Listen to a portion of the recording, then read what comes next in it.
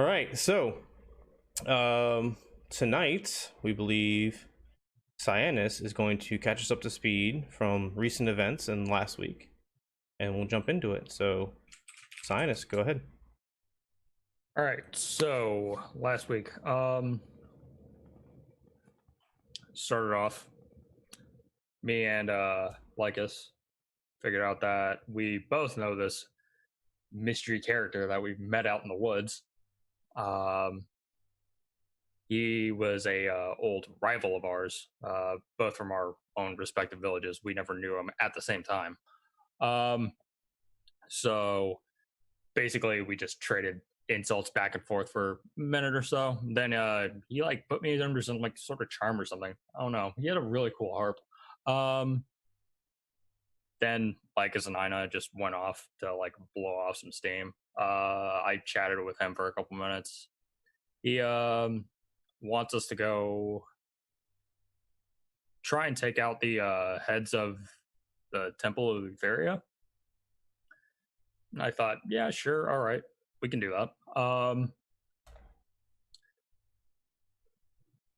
So after we all kind of regrouped and started heading back into the city, I started telling them about this this plan that I had thought of, where we can basically frame Caster, the guy that we just met, and still also affect the temple, playing both sides of the coin. So basically, I was gonna have one of my old contacts forge a death threat, and then we would plan it at the temple and go from there. That night, we all headed into Stygian Row, and I took everyone to this this fighting ring that I used to always frequent. Used to gamble there a lot. We got inside. Folon and Ina both went into the ring. Both ended up winning their fights. And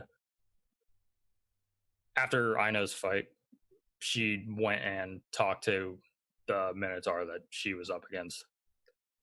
She was super appreciative of him. He seemed like a good dude. I don't really know what they were talking about outside. I wasn't really there. But while everyone was fighting, Lycus and I went into the back rooms and got with my contact, got everything arranged. And in the morning, the forgery was going to be delivered to me. We go back out into the main room, put some bets out, have a good time. And then one of the patrons comes up to me and it's like, hey, you should probably get out of here. Lady of Coins is on her way. So we all book it. As we're heading back into our old inn, we find that someone has been petrified. Then we come across our old friend Dan, and that's where we left off, basically. Indeed, you did. When we left off, you were walking back from Stygian Row, like you said, up into the nicer areas of the city, with Don in tow, full on kind of bloody and muddy. Same with Ina. For brevity, because something's popping up with my family at this moment, I need to just make a phone call real quick. If you guys want to, we can say you get back to the Dragon's Tooth Inn, and Euron is now awake. And you guys can roleplay for a little bit, so I see if this is important or not. Is that okay with y'all? Yep. Okay. I'll put some Sirenscape on. Let's go back to Prometheus because sure, that's fun. And alright, you guys, you're in the Dragon's Tooth Inn, you're on the third story. You're all in the room together. Euron seems shaken and kind of out of it, but awake now. She looks at you, trying to figure out what happened, and you have the scene. I'll be right back. Well, good morning, sleepyhead. How are you? To be determined. Wait until we tell you about our night. I know. What did you win? Whatever fight I presume you got into? Oh yeah. You should see Full-on the and me other both guy. won. Nicely done, brother. But... So, what did I miss? I almost owned the entire arena. Like, I was going to clear that house. And then apparently Cyanus ran into some old friend, and we had to leave before I could tear down the house, because it was game on. Old friend. Yes. Alright, so I know you're gonna fucking hate this. I am going to hate it more if you don't tell me. Well, alright, let's say we're on opposite sides of the law. Hypothetically. Because I know you used to be a guard. I'm kind of part of the criminal element. I mean, I've known that for a long time. Freelancers. We prefer the term freelancers. Thank you. I'm here for you, bro. I've known that for a long time. I've just accepted it. And Yeah. I pour you a goblet from the horn of Demetria. Or Belmetria. Thank you. Have a drink, bro. I'll take one of those too. Yes, ma'am. I had You don't need any, you're on. You've been asleep for too long. There we go. Okay. Here's some for you. And here's Alright, some legit, for I completely you, forgot that was a And thing. here's some for you. And bottoms up. Nope, that'll put you to sleep. Don't bottoms up. Give me a glass. Alright. So, basically, last night we had to get in contact with my old associates. okay. The less I know about them, the better, I think. Yeah. I think they'd be a little antsy if they knew a guard was there, but, I mean, then again... Nobody fucking remembers who I am anyways. Yeah, there's that. So, were you simply a freelancer, doing whatever you cared for, or did you work for the lady? Yeah.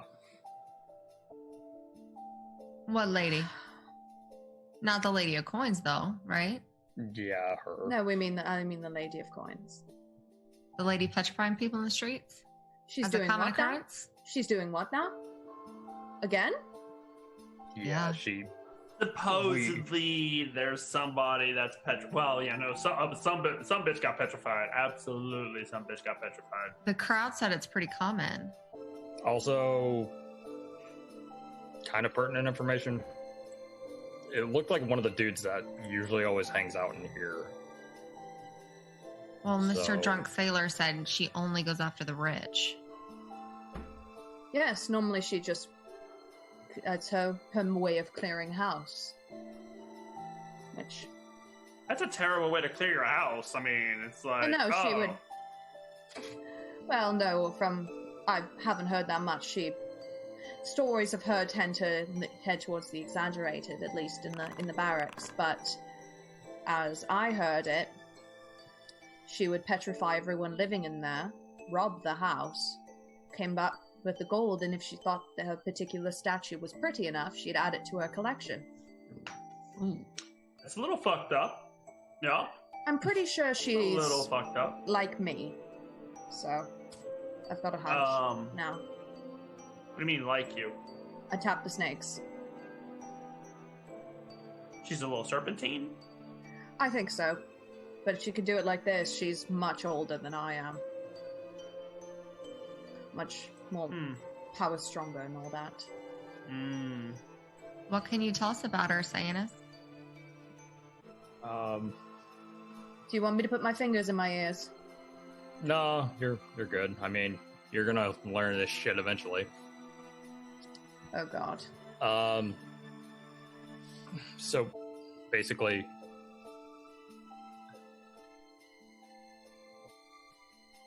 we operated in the sewers. That's why we could never fucking find you. No one ever wanted to go down there. Yeah, about that. So, yeah, that's how we kind of just got around the city, quietly.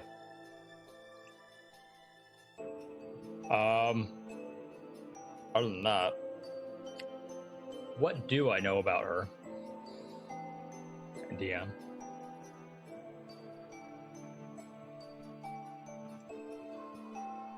Give me a history check. Okay.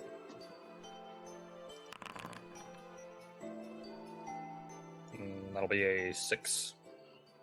6. Let's see. Considering your position in the organization, 6, which is pretty appropriate.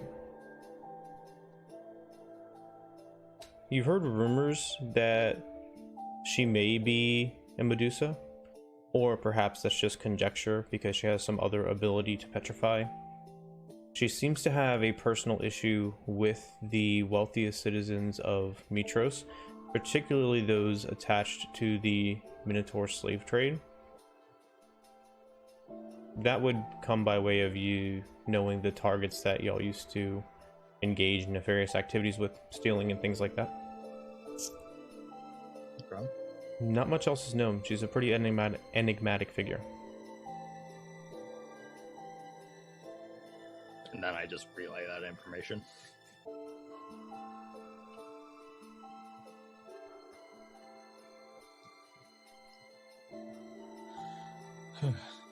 So, yeah. It's, she's not exactly someone I want to run into, but I know I'm gonna eventually have to. Does she owe you any coin? She doesn't. She doesn't owe you any coin, so there's no real reason to go seek her out then, huh? No, but she's also one of those people where, like, you don't find her, she finds you. Oh, great. Should I carry her around? Like, you know what? I got it. I got you. And I'm rummaging through my bag. Y'all just see my little goat ass pop in the air, and I'm just all up in my bag.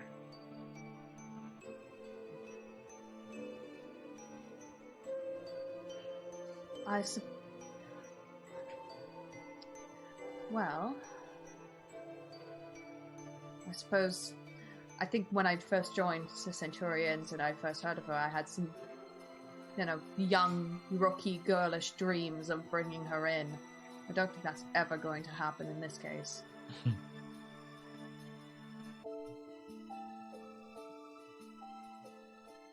No, I say let's not pick a fight. We don't need to. Yeah, and I that's mean, enough. And I mean, she wasn't ever, like, hostile with us. I mean, especially since, like, he used to work for her.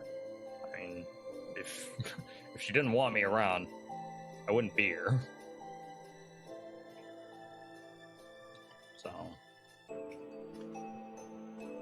I think we're okay. As long as you guys are, like, associated with me, I should be fine. Aha! So I like pull out this like little package that I've just kind of put together, and y'all just see it. It's like I tie a little piece of leather into a nice bow. Be like, I reach over to Cyanus's bag and I pick up this really nice, pretty like red something. I don't know what it is. I just kind of rip it, and then I top the leather with these and kind of make some frills. But like, now if she's going to find us, I have a present for her. Because she didn't find us. We were expecting her to find us, therefore we were expecting her. Can't sneak who's been snuck, waiting for you to sneak them. There is a logic in that. I'm not sure what kind of logic, but there is a logic. That's all that matters. I have a present for your former boss when she shows up. What did you do? I made her a present. What kind of present? A wrapped gift. What is in under the wrapping? Like Paper. There's leather, there's whatever I just tore up out of his bag. There's some stuff, some paper, parchment, I don't whatever. think that's actually going to save our asses. Well, it doesn't have to save our asses, but I bet you she won't be expecting what she thinks she'll be expecting when we expect her when she finds us. Because I just woke up from unconsciousness. My brain hurts. It's usually what happens when one wakes up from sleep. I was unconscious, now I is not unconscious. You eat breakfast, huh? At right before the moon comes up. That's what you need. I think that's more along the lines of a midnight snack. Oh, triple dinner. Yeah, third dinner. All right, so I know I should be expecting a thing in the morning.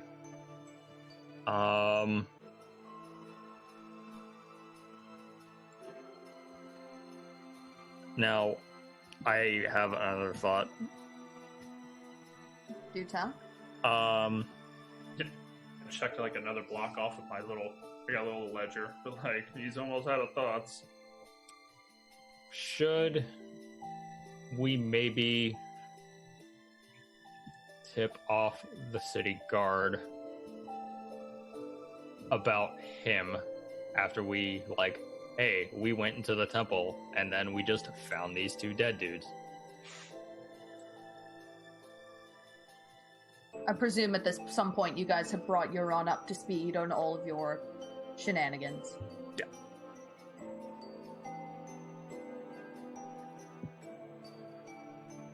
I do know a guy, if you need, but he won't remember anything he owes me, but at the very least I can point you sort of in a direction of someone who is more than willing to pass up good information to suck up to the higher officers.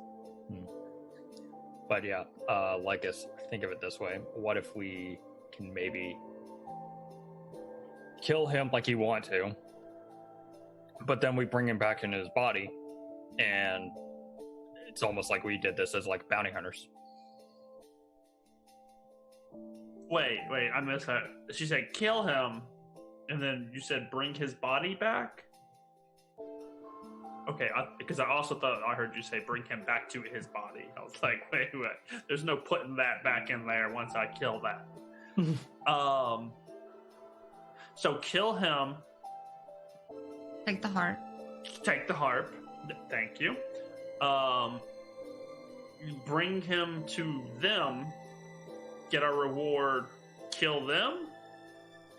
Please don't kill the city guard. Oh no, you mean bring him to the city guard? Yeah, bring his corpse back to the city guard after we take out the two in the temple. Okay. All right. So flowchart. Yep, I'm with you. Drop off the death threat. Mm-hmm. Kill the two in the temple. Mm-hmm. Talk to the guard about, hey, we found this. What is this? The corpse and the death threat thing. What about the other members of the church? I think they're going to let everybody know ahead of time that, hey, they're dead. Or it's going to be really rapid. Yeah. And I might be a little bloody. Probably my own, but... I thought you had a strange way of keeping yourself clean. Absolutely, I do. Okay. So then, talk to the guard. Uh-huh. Be like, hey, we think we know who did this. That's suspicious. If we bring him back dead, can we get a reward or something? Because, I don't know. Maybe I'm just trying to play two sides of the coin, or too many sides. I think when... Oh, sorry. No, you first. I was going to say, I think when we dispatch... allegedly dispatched the two people, the two ruler, runner, ancestral lover creepers at the Temple of Lutheria. When they're dispatched, I feel like all hell's gonna break loose. Hmm. And I just don't see how. But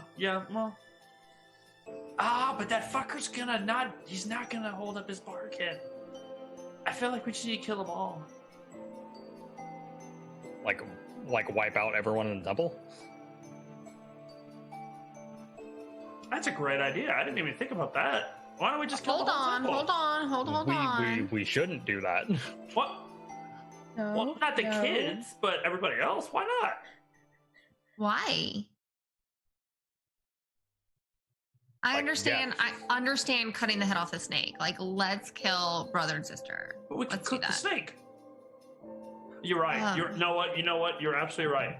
It's not Lutheria we're after. We should kill everybody in the Temple of Sidon. No! Oh my god. No? Lycus. No. He's literally fucking up this world. I understand. I'm aware. I mean, look. I put books. Look. I even have a flow chart. And see this? Look right here. Section 32, page 17, page 17, section 32, paragraph 4, clearly illustrating all the areas he's currently fucking up. I'm impressed that you were able to write such an intricate piece, but You didn't actually look at the paper, but yeah, very intricate. Tremendously intricate. The most intricatest paper. but we can't just go kill everybody. No, I agree. We have I other agree. things we gotta do. Yeah, that's a terrible idea, Cyanus. I agree. We shouldn't do that. and as well, we need part of what makes us heroes of the prophecy is that people believe we are heroes. If we suddenly murder everyone in a church that many people in the city hold dear, and they work out that it is us, that's not going to go well. I just start getting an eye twitch. I know, I hate it. And I totally agree with you. But I don't even think it's called the Church of Lutheria. It's just the Cult of Lutheria, right?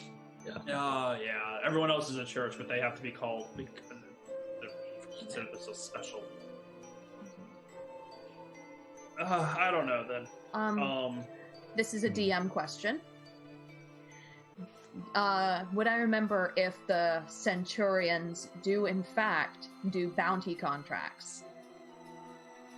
They do, much like that group that you met, which was dispatched to recover Bullbug's brother. They tend to award contracts to people they're familiar with. Generally people that are, I don't want to say sanctioned by, but are held in regard by the Order of Sidon.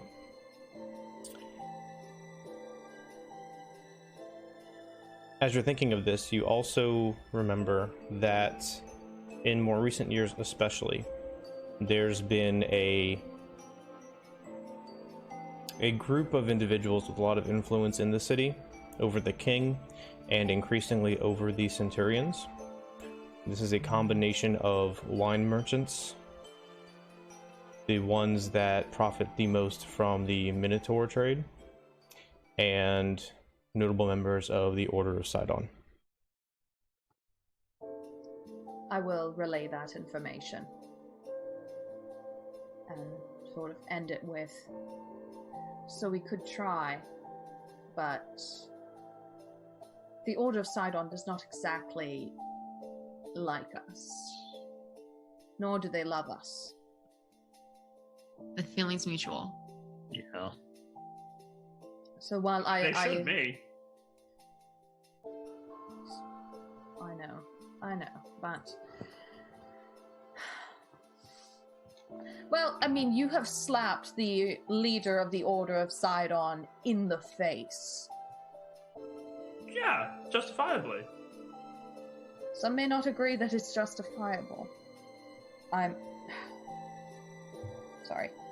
But either way, Cyanus, I do love the idea of tipping off the guard as a bounty, but unless we can somehow win enough approval for them to genuinely go, yes, we'll accept you, instead of sending out somebody that they like, Right. it might be playing the sides a little too much. Oh yeah, you missed it. He was pouring everyone drinks from the horn. It's awesome. All right, so here's another idea. Just so we don't have to like fight in the temple and possibly attract too much attention.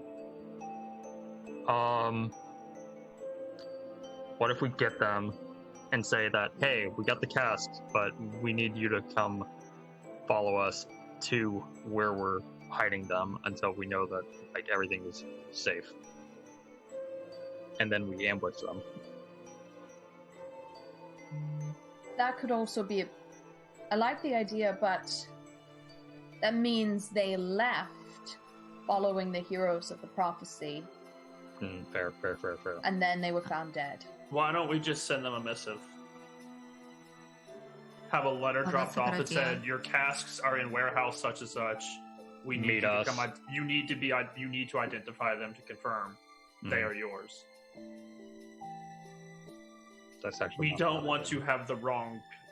I mean, it sucks if they send the wrong people. So we'll get some. Look, this place has got barrels. Everyone's got barrels. There's a brewery. That we'll get some casks. We'll find a warehouse with some casks. We'll find something. Stuff like 3 or 4. We'll be like, hey, is this it? Like they don't want to. They don't want to. Like this is what they handed us. Yeah. This is what we found. Is this the right stuff? Yeah. So see if we can get them to come bring it. We don't want to show up with the wrong stuff and be like, oh, whoops, it's embarrassing. We need to identify it, and then here you go. It's It's either that, or I would, if we were slightly stealthier, or if Cyanus was willing, poison their wine. That's the only other thing I can think of. I just don't want to risk that wine getting out in the public. Yeah. But no, What I if- mean, sorry. I was just gonna say, what if we just poisoned their cups though? Like we could have goblets ready for them when they got there. I feel like they're pretty poisony already. They're in the cult of Utheria, Like they're they're scummy, but You think they're immune to poison? well, I think they're probably immune to it. They've been drinking that crap all this time. I mean, hell, they drink her doctrine all the time. They've got to be pretty immune to all the crap she makes them eat and drink. Do you remember that feast at the Mossy Temple? No. Euron, when you were a guard, where did people like to dump bodies? DM, where do people like to dump bodies? The harbor, usually. Out past the old ruined Colossus. That place So is way kind over on the of... other side of town. It is. The place is relatively untraveled and things like that. Sometimes during the day you get onlookers to come and take it in, visitors, things like that. But at night, especially, it's relatively abandoned, and the tides typically take stuff away, or the creatures dispose of the bodies for you. I'll say that. So we could have them come meet us and then they can just go missing. When did we want all this stuff to go down? I mean, honestly, the faster that we do all this, the less chance of everything going wrong. Yeah. So, It's just that I promised I'd be at the slave market tomorrow morning. You're going to the market. Yeah, I promised Bullbug's master that I'd be there. Put in a good word. Who is his Bullbug? master? Short guy, really shiny, flamboyant armor. Begins with an M. DM. Maximus. He's been Oh, I should have remembered that. he's been in Really? charge, relatively in charge for a long time. Yes. Oh, I remember him. Smarmy little shit, but That would be him. he kept looking at my goddamn legs. all the time, but Was he? Well, back I started looking at her legs. Like, why? They're hairless. I can't account for men's taste. I'd say it like vaguely disdainfully. Because you gotta realize, I have hairy legs, she has hairy legs, he has hairy legs. You're the only hairless leg person around here. We're just like, why? Humans have odd taste.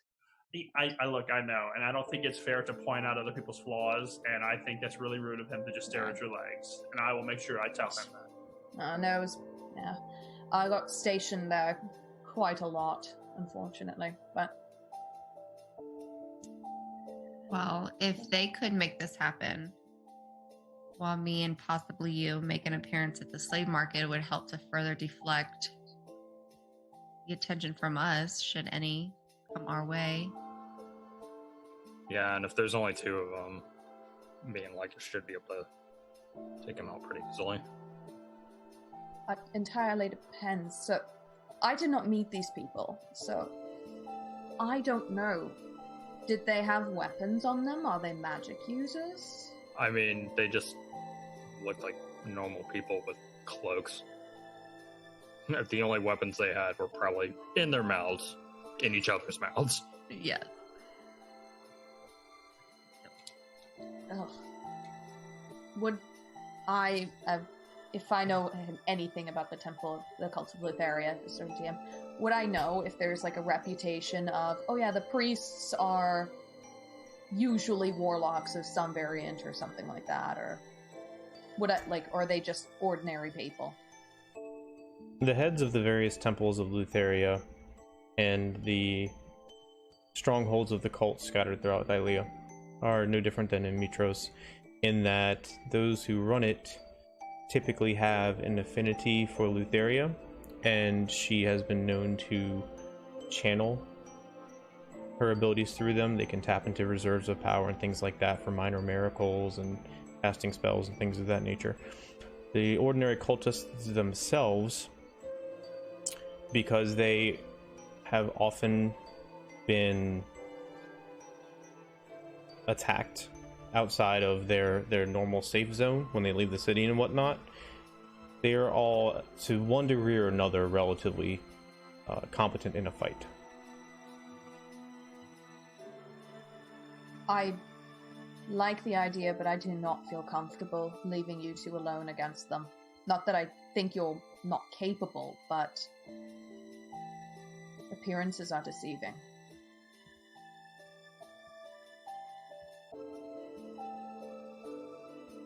So, How long do the slave auctions usually last? it entirely depends on the bulls that are up.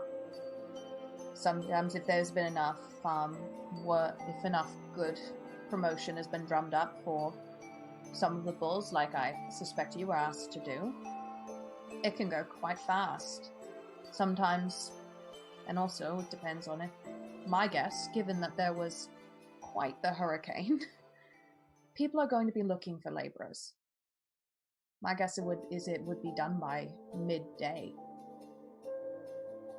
with what they've got. So what are we comfortable doing then? Because I gave my word I would be there tomorrow, so I'm going to be there. You guys want to wait until I'm done? We can be there. Okay. I mean, at least we have something we're definitely cemented in. Yeah, and that way if the guard starts like trying to poke around, we can be like, no, we were all there. Okay. Like, so at least we'll have an alibi. Okay. Lycus, I'm going to need you to make like a whole bunch of performances so that people will remember seeing us there. Yeah, you need me to make a scene? Yes. You got it. Good scene. Not bad scene. Yeah. A performance of the ages for Mitros. We'll sing Bullbug's praises. And there's surely plenty of nobles around there who would love to spend some time up close with one of the heroes of the prophecy if you wish to have time to flatter your way into their hearts. Mm-hmm. I think it could be done. I think that can be arranged. Or if you're sleight of hand, yes, never mind. Now,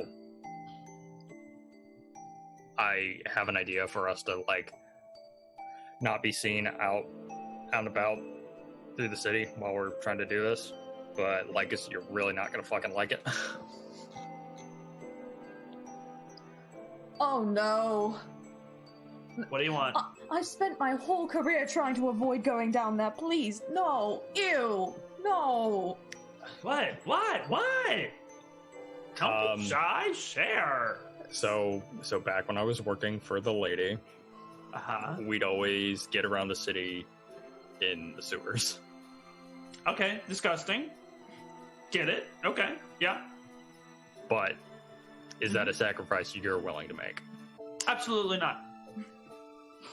I will follow you on top of the ground to make sure no one's following you while you're in the sewer. So look, when you're in the sewer, you just put like a little flag. We're right here, and I'll push the flag down, and then I'll move on to the next one. Yeah. But Lycus, you can do the thing. Yeah, but see, okay. And Making myself clean is one thing. Entering a sewer is not a thing. It's not that bad. I used to live down there. And you still smell like you live there. Coming in for the kill. Good lord, man. Why are you trying to convince me to go to a sewer? What? Because the less people that see us out on the streets, seeing us heading into the harbor, heading out of the harbor, heading into the market. I love it. Make a scene, be seen. Don't make a scene, be seen. Don't be seen, being seen. Don't. Yeah. We don't want to be seen in the wrong areas. Oh. All right. So, hold on. DM question. Okay. How tall are the sewers? I'm asking I need to know. specifically for one, the tall person, and two, if it would be possible to carry Lycus on someone's back. I don't know, the scaly, nasty shit usually clings from the surface. It's bad. Okay, so mechanically, anywhere the rest of you can go, a centaur can go, despite the fact that she is much taller than you. So there's no mechanical limitation. In the world, in Mitros and the sewers, the size of these ducts, these underground ducts, vary. They can be anywhere from 3 feet around to a 10-foot rectangle-shaped passageway. It depends on if you're on a little side stream or the main artery of the sewers flowing, and they uses gravity to help drain all the refuse and everything. So it's higher up, closer to the surface, and the elevation goes up by Mount Vulcan and then drains down towards the harbor. So you can't get stuck. Lycus may not be able to be carried the entire time. He may have to crawl, depending on where you're trying to go and what you're trying to do. Even though you're the DM, I still give you that. But if I'm crawling, is Aina able to crawl? Yes, see, this is what we call a reasonable suspension of reality. Yeah, of reality. That's fine. I'm great with it. Just like she climbed never that tree seen like a horse in a tube? She crawls harder. I love it. Let's do it. Oh, you owe me so many. Look, I'll make it up. You can go to one of the bathhouses, let you pay for one of the full premium fucking packages. I want the supreme, absolute gold, diamond, Sapphire Ruby Element Package Deluxe. The king himself would have to pay for this. How package. about the adamantine package at that one in the at the top of the noble district? The one where you'll have enough perfume on you that Lutheria will be able to smell you in the afterlife. Perfect. That is perfect. You have a deal. All right. And it's not coming out of my share. Yeah. I'm just counting in my head, like, okay, I watched somebody buy it once. How much gold did they drop? And then wincing. Lycus knows exactly how much it costs because he's been eyeing that package for a while. Oh, wow, Lycus eyeing a package? Wow, what a shock. But he never obtained this package. Oh, it's the one that got away. All right, so we're doing So, this. Are we going to run a risk of running into your old group in the sewers? I mean, probably, but they're already looking for me, so. are they looking for you in a good way or a bad way? I mean, amicable. As you mentioned that you were there at the ring, you were told you should go, the Lady of Coins is coming. That generally does not bode Well, for he an didn't amicable really. reunion. He didn't really exactly say you should leave. He just said, "Hey, by the way, the lady's coming," Okay. or "The lady knows that you're here." One of those, yeah.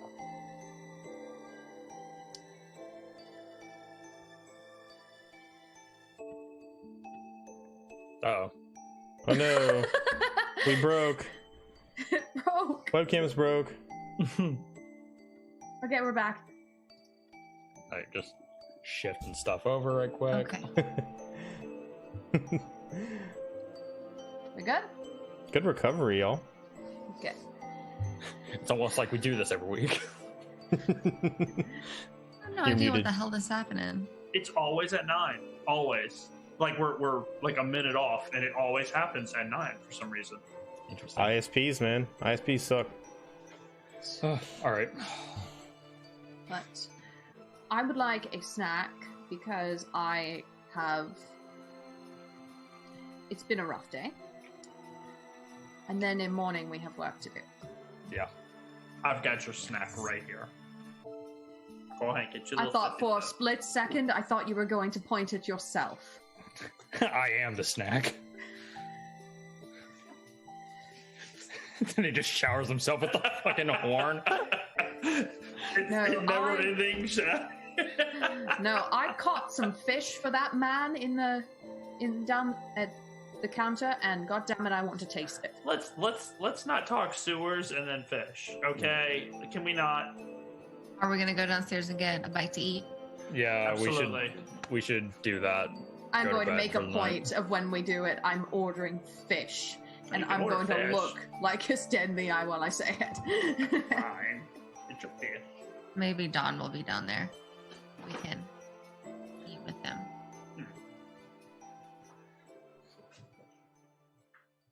All right. So you head downstairs at the Titan's Rest Inn. Don is there, although he is not eating. He seems to be discussing something with one of the nobles that was sitting at the bar. The scene is quiet. Many familiar faces, absent one in particular that you recently saw very stonified. Everybody's just kind of minding their business.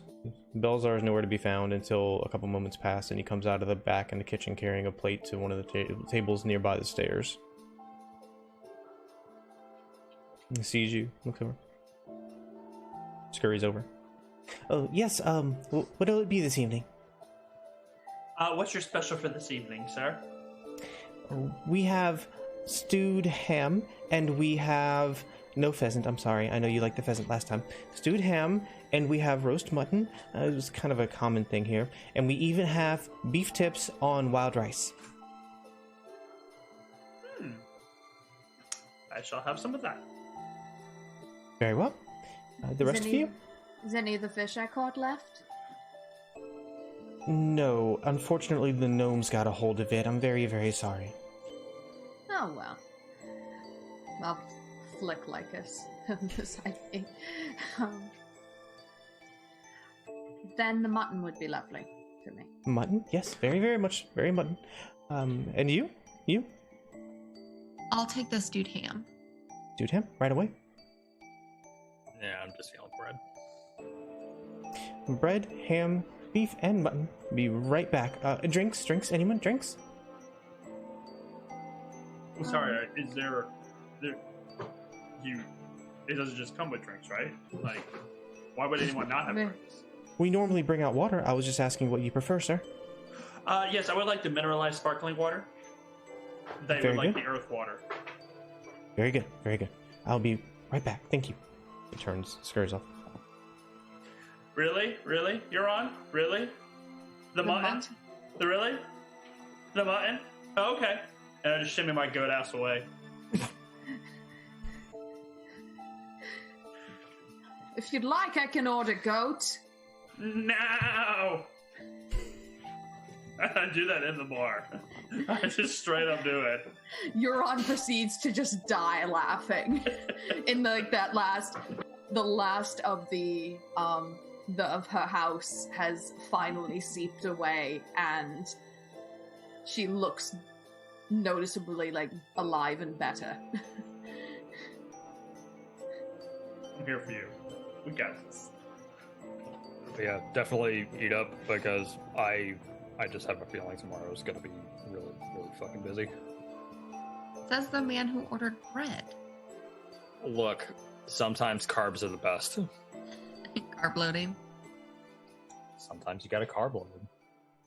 I would offer some of my food, but now I genuinely am concerned whether it is bad form to offer mutton to a satyr. Has our food arrived? I was waiting for a lull in the conversation. Yeah. But yeah. yes, at this moment comes out plates, cups all around. If there will be nothing else, I do have a question though. Were you all planning on being here for the Great Games coming up in a couple of weeks? Are they already so soon? They are indeed, yes. We're going to have the Wine Festival and then shortly thereafter the Great Games. Wonderful! The wine festival! Oh! And the games. Huzzah! And the Like- games. Nostalgic sort of face. Yeah, the games. The wine festival! I don't mean to pry, however, although it should not be an issue for the Wine Festival because the people that the Wine Festival attracts normally don't patronize this establishment. We hear that there is a delegation from Arisia sending some of their best competitors and maybe even a delegation from the Amazons of Themis, and they would probably be put up here as guests of the proprietor, and so I am simply attempting to make sure we have enough room, if you don't mind me asking. And Delegation. that's at the theater, right? I'm sorry. No, sorry. I was confirming that's at the theater that is normally held, the wine festival. The Wine Festival, the primary venue is the theater, although it is kind of a citywide celebration. Yeah, it's a citywide celebration, but I think we had talked about it. It's at the amphitheater.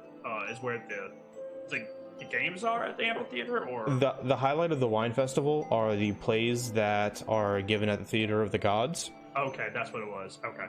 That's like the official banner premiere event, right? The plays, the orations at the Theater of the Gods. But everybody uses it as an excuse to turn Mitros into a Bourbon Street. Absolutely. Let's get crunk. And the Great Games are at Mount Vulcan, right? The Great Games are held in the top of Mount Vulcan, yes. A delegation of the Amazons. Yes, quite unusual. Very, very exciting. I mean, you guys seem to have plenty of room. I mean, we only take up one room. That is true, and in normal years we are typically at capacity for the Great Games, and that's why I am checking, because there is you all, which obviously deserve and will have a room, and then, of course, the delegation and the Arisians. It could get quite cramped in here, so we're trying to make sure everybody is as comfortable as they can be and getting the attention they deserve. Absolutely, and this being such a fine establishment, And as I say that, I literally reach over the whole table and stab a piece of mutton and slide its gravy-filled self and then shove it in my mouth. Boy, Aunt Maria tastes amazing. Her instinct in this Arya's instinct was to go, "You animal," but I don't think I can say that. I turn back to the waiter. I'm like, "No offense, of course." Certainly, sir. Certainly. I'm going to wipe off the table with a napkin. But yeah, we should be fine. I mean, we don't really ever need a ton of attention. The only real attention we ever really need is if they're trying to get upstairs. Quite right. Thank you very much. And cramped quarters make for making good friends. Yeah, they are. That's what I hear. All right. Just let me know if you need anything. He kind of bows a little bit and walks back towards the bar. I'm talking to that goddamn delegation. Fair enough. What, the Amazonians? Yes. My brother's apparently with, or at least he was with them. I want to find out a little more if I can. Also, they're goddamn beautiful, and I would like to look at them a little bit if I could. Yeah, alright. I'll take a bite of mutton and make dead eye contact with Lycus as I'm tearing it off my fork. It's delicious, isn't it? It's actually really good. They did a great job on that butt. Absolutely. Yeah. If there are any bones, I'm gonna crack them open and eat the marrow.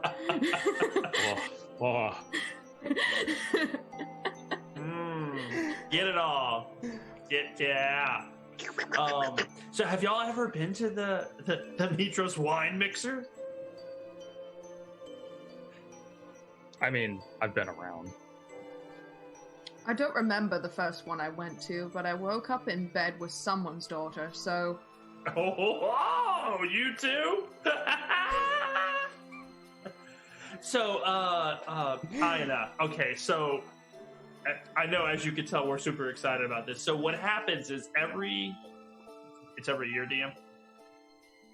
Every year, this city just completely upends itself, and it's definitely in the highlight of wine season. They just let everyone just go crazy, and they bring in all these festivals. Everybody just opens the doors, all the shops, everything goes crazy. The most amazing plays you've ever experienced, the sensations, the theater, the sound, the speaking. It's empowering. And it's all here. As you're saying this, Lycus, you do recall that this is primarily a festival held in the honor of Lutheria, and all the plays extol her virtues and tell her histories and all that other stuff. So you ignore the small pieces of like who it's for, but you have to at least appreciate the beauty of it, even though it is from a terrible place in some people's hearts. Why would you tell me that now? Like, I kind of feel like that's a very, very you were going off that. part.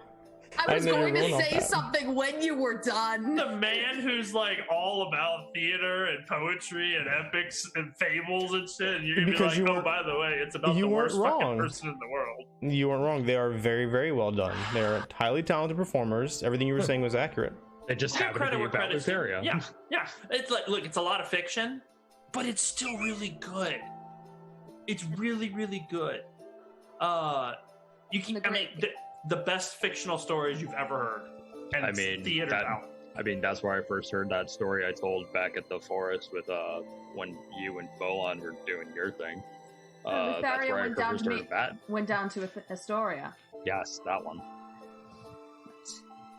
The Great Games might be. Sorry, you finish. No, you're fine. You're fine. But the Great Games were always more my speed. And we might actually be famous enough to enter if you're interested. What are the Great Games?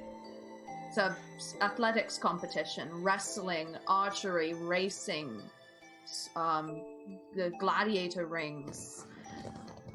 There's Very discus throwing. entertaining. Very entertaining. That definitely sounds more up my alley. Usually, Yeah. just It's held up at the Mount Vulcan. But It's like that thing we did last night, except thousands of people are watching, bigger. and there are Sanctions and by even the- better prizes for winning. Yeah. I think I would like that. Yeah. Normally, we're just you have to be sort of approached to see if you want to join the games, but we might actually have enough prestige by that point to ask if we could, and then they'll say yes. Hopefully. Hey, when are we supposed to go find that boat? Yeah, we got time. Well, Okay. Making sure. it takes a week to get there and a week to get back. I don't want to do all that. Yeah, we got. Well, to it'll probably take a little less than a week to get back, because, I mean, by the time we come back, we'll have a boat. And Sure. if the stories were true, that there's no way it could that the Lord of Storms could sink it, we should have a relatively peaceful voyage back. I say relatively because I don't want to jinx it. Do you guys know how to drive a boat? Absolutely fucking not.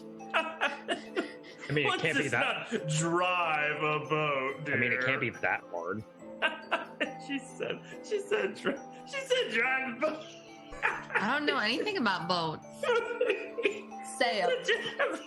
To sail a boat, but I kick Lycus under the table. I think one bludgeoning I think damage. How does the centaur get under the table to begin with? My legs fit under the table, son. Oh, yeah, Her back legs. Yeah, our back legs. I just Whenever we- roundhouse kick you. whenever we do that, we might want to bring someone who knows how to sail, just in case. That's a very good point. I actually don't know how to drive a boat. I just know big thing, catch wind, make boat move. That's pretty much it. I could drive a team of horses. You know, I pay a guy 2 gold pieces. He'll drive that team of horses all day. Not to mention that a boat that big, it's not just powered by wind, it's powered by oars. Oh. And Well, maybe I when we know- actually find the boat, there'll be like people there that can actually use it. Oh, we'll get the local populace to help us. Perfect. The more people we get to help us, though, the bigger the chances that the king is going to hear that we've got it. Yeah, but that's why as soon as we get back into town, we don't talk to him first. I have an interesting thought. Aina, the dream that you had from the horn, it involved sailing a boat, correct? Yes. Weren't the oarsmen dead? Yes. While they Potentially were the- moving the boat? Yeah. Potentially the boat might come with some oarsmen. Oh, Jesus. I don't know how literally we can take my vision, but I don't know if I hope that's true or I hope that's not true. I mean, Mine was so- literal enough to see the pathway. Lycus's was literal enough to see a 3-headed dog with green eyes peering out of the fire. And mine was literal enough to be like, oh, hey, you're going to be coming into the city during a storm. And get fucking struck by lightning along the fucking way. Sorry. So far, we're Still hurts. 3 out of 4. Yikes. All right. Alright, Lycus, before we head to bed, Yeah. you want to write up that missive? What missive? The one that we're sending to the temple? We went over a lot of things. What am I putting in it again? We have some line, come look at it, and then we kill him, or? Yeah, like, we wait for them to show up, and then we kind of just, like, spring out and... Okay, you mean right now? I mean, you don't have to write it right now. I think that's for the best. How much wine have you had? He's been hitting the sauce very This good. much. And like it continues to just pour because it's unending. I would like to try and take the horn away from Lycus. Oh no, I put it back in my backpack. But like you asked.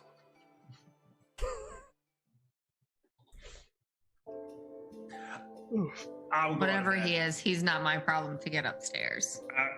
So I I'm gonna go walk around the back, ring the little bell. I'll meet you guys upstairs. I'm gonna follow her. Don't.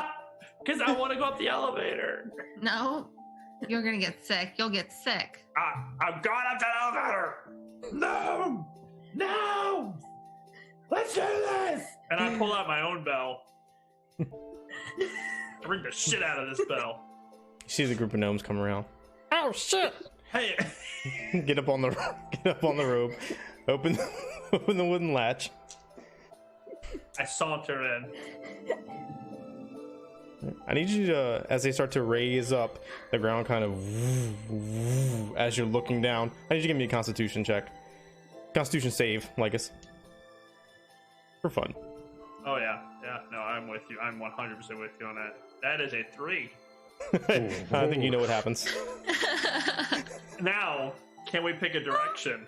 It better be out the car, because I'll have to That's ride what that I'm thing saying. next. If it's out the cart, in the cart, or on the horse. I will say you can control it a little bit because you didn't roll a natural 1. Okay. Yeah, nah, it's that's all I know.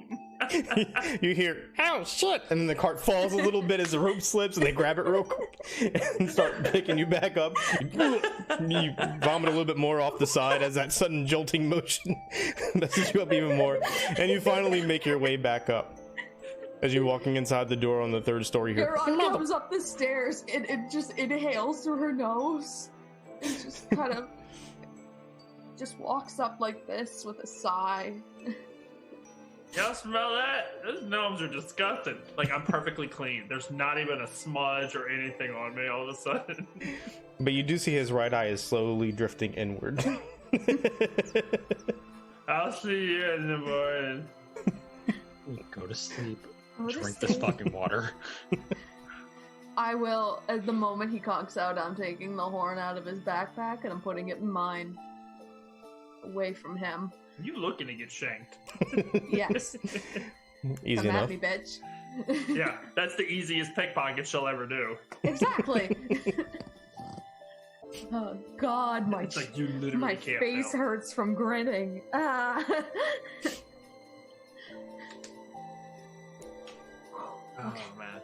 Alright, let's do this. Alright, so yeah, I conked the fuck out. I'm out. Peace. Are we tucking in, ladies and gentlemen? Yep. Yeah. Full-on comes by and checks on Euron as she's starting to get settled into bed, make sure she's okay. I'll give him like a pat on the shoulder. Just say, I think I'm good now. Picks the blanket up Get by your shoulders and he goes and gets on the floor near you, and sleep comes. If there's a blanket, I tuck it around him. He's got a blanket. He's good. I tuck it in. There you go.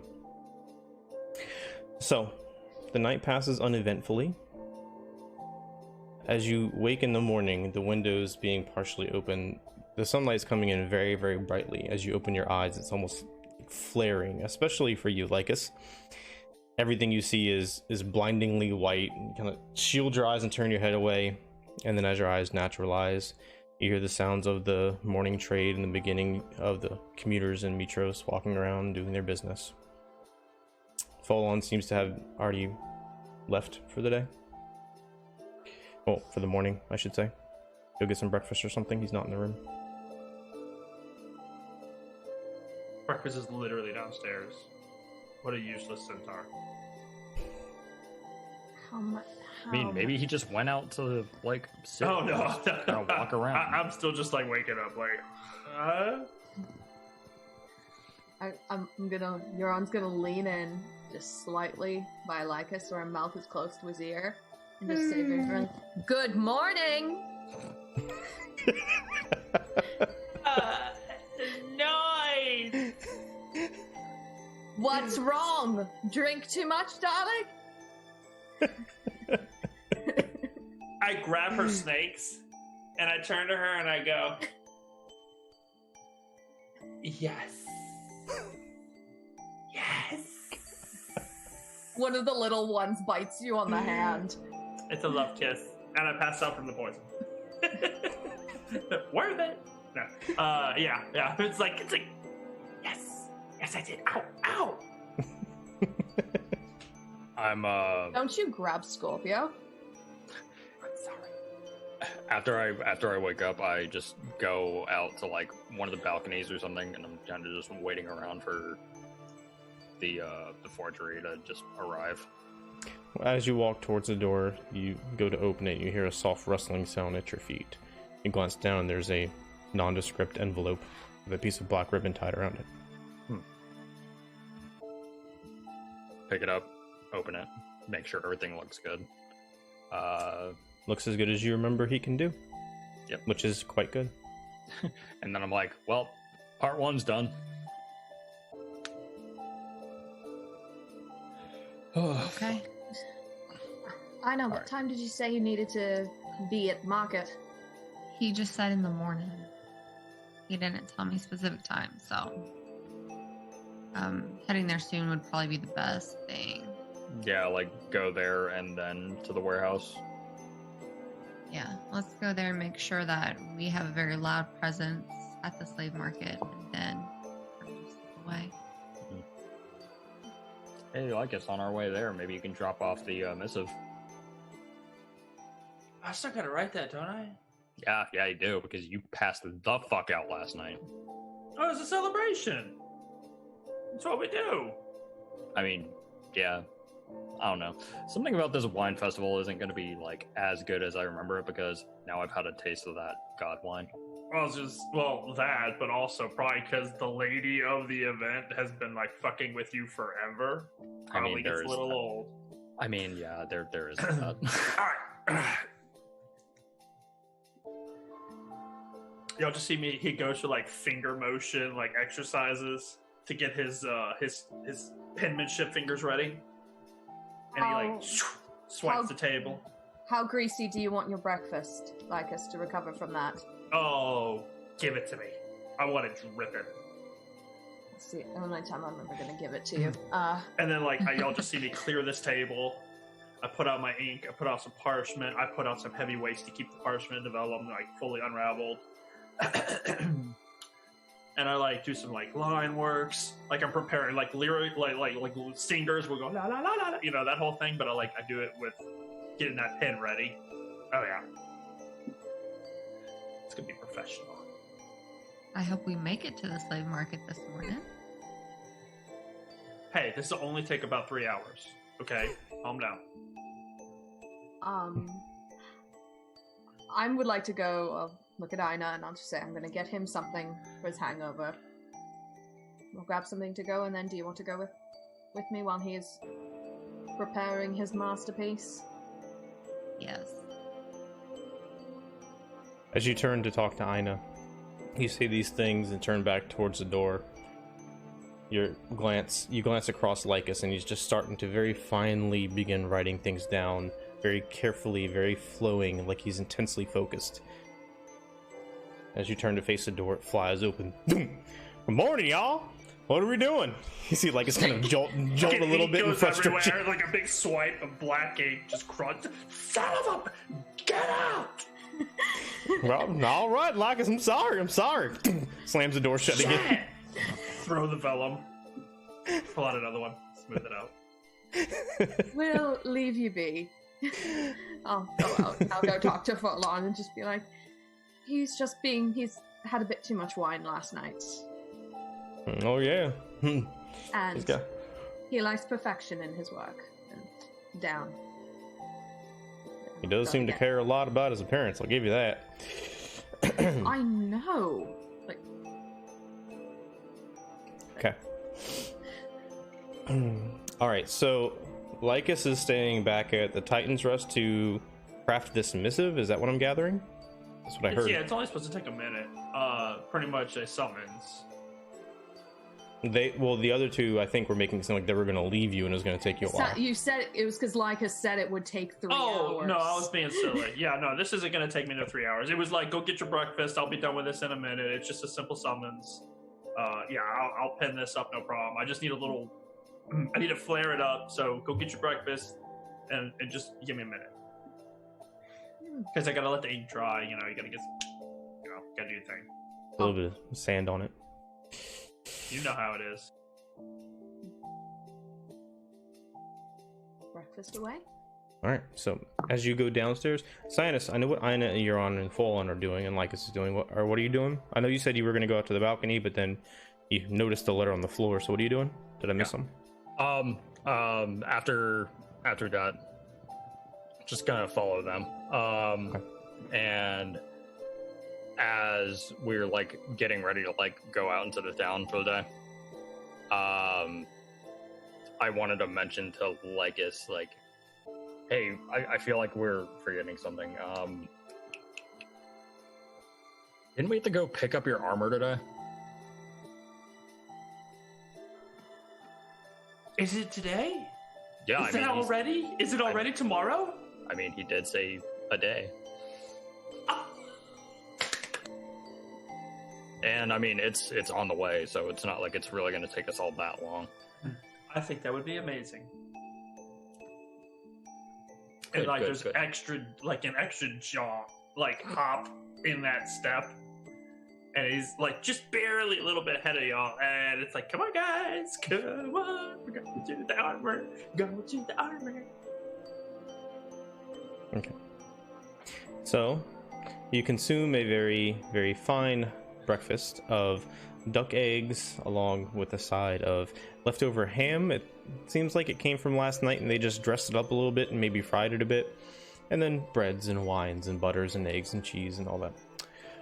As you're wrapping up and you start to pull your chairs out to leave, Belzar comes across the dining floor to you. He has a small package in his hands. Excuse me, the stocky gentleman who was with you all last night left this for me in my care to give to you when I saw you again. So, here. And he hands you... It's a burlap sack, but it's relatively long. A good, like, 3 feet, 4 feet. As you take the string and unwrap it and open it up, you see that it is a gorgeous Mikara, which is the Thylene version of a longsword. It has a oak leaf style blade on it and has dwarven runes etched in the handle and the pommel. It's all bronze, of course, and then it has a very nice leather handle. It looks like it's been shined up really, really well. There's a little piece of paper there in the note with it. The note says, "Friends, sorry I had to jet so early in the morning, but I've got to meet my contacts and I didn't want to rouse you since it seemed like you had such a late night. So I'll be seeing you around Mitros, and if not, see you next time you come back to Astoria. But this is something we found in the mines that we didn't want to sell. We figured it was too fine of a weapon to let rust in a collector's shelf or melt down for other parts. So, good on you. Take care. Done."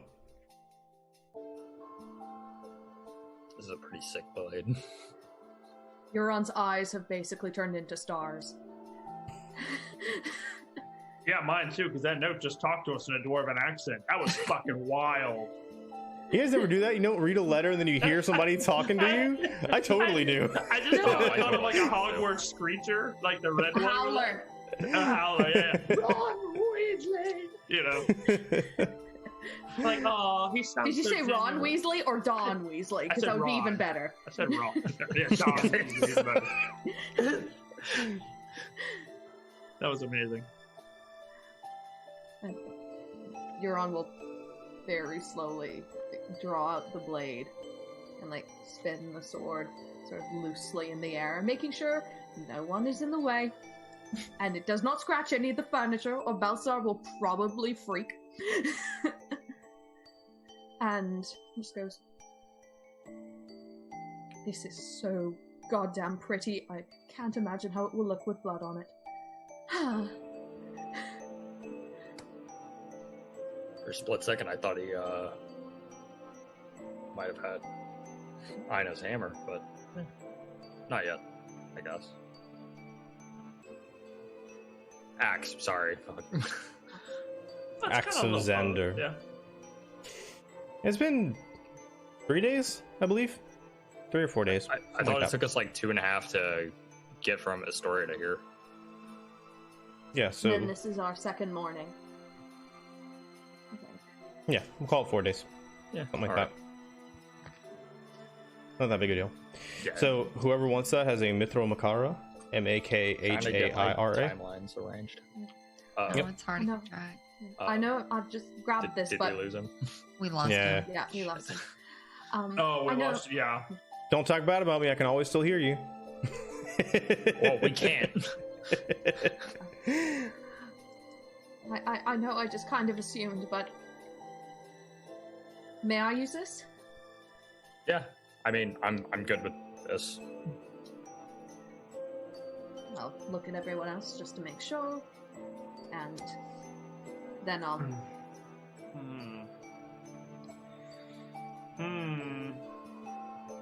Do you want to I give it? don't know. Do you want to give it a spin? Seeing as it's as long as my body, probably not. But that is a gorgeous blade. No, a spin, and then I'll figure out what to do with my old longsword. I'll figure it out and replace it with my nice new Makara, There you go. which I will be probably adding to D&D Beyond as soon as I can. Yep. Until then, it is a +1 longsword. Ooh. Sweet. Make sure there's nothing else about it. I don't think so. I think it's just +1. Insta kills on a 20. No, it's that's my thing. +1 bonus to attack and damage. And when you attack with this blade, if you are mounted, it does an additional D4 slashing. I have reason to ride. Hold on. You're gonna what? Don't worry about it. Just go with it, bro. No, that's cool. The whole point is to have a rider. So, where are we headed? First off, to the Agora, back up the armor. The Grimmix Armory? Yep. Alright. Alright. And we already paid for it. You did. I remember this. So, That's a lovely sound. make your way out into the busy streets of Mitros. By this point, the Agora, unlike other places, is in full swing. All sorts of people coming and going, as is usual. You find your way over to Grimmix Armory, past the towering statue of Sidon in the center, and you see the shopkeeper back there. He's wiping some sweat off his brow as he just got done apparently ferociously haggling with someone of a less scrupulous nature over a pair of daggers. As he wipes his brow and kind of huffs a little bit, he wipes his forearms off and... G'day. Hey, you back for your armor? Absolutely we are. Alright, one moment. Yep. He goes in the back, comes back Wait on out. my armor. Wait on my armor. He's got Comes armor. back out, carrying it. It looks kind of small for him, but as he hands it over to Lycus, you see it's very well fitted. It seems perfect proportions, relatively.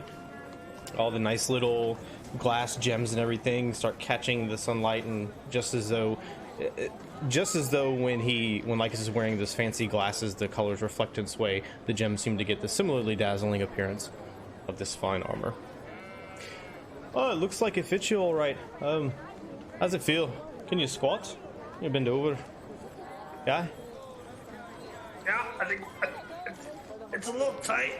And It's gonna be there's a stiff. strap here. Hold on, there's a strap. I got okay. Woo. I got some free oil if you want it to go along with it. It's gonna be stiff until you break it in. Yeah, but yeah. No, I understand how you gotta get it in there. Y'all just see me like hula hooping, almost like getting that leather to stretch. it's quite the exercises. Well, one has to stay limber in my line of work. And I start Iron Manning up and down the road. People just slowly spread apart, looking at you. Ron just Turn gives back on the Grimmick a business. salute as Mitros be with you, old. You know where I am if you need anything else. I'll be here all year and then some. So Back to business. He turns, goes back inside.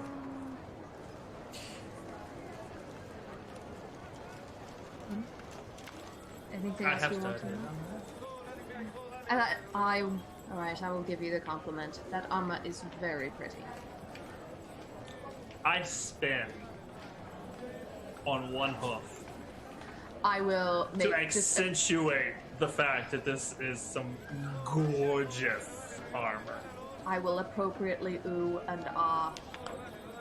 Nah, I like mine. Your ooh and ahhing is appreciated. Thank you. Ready to get it dirty in Stygian Rock? Thank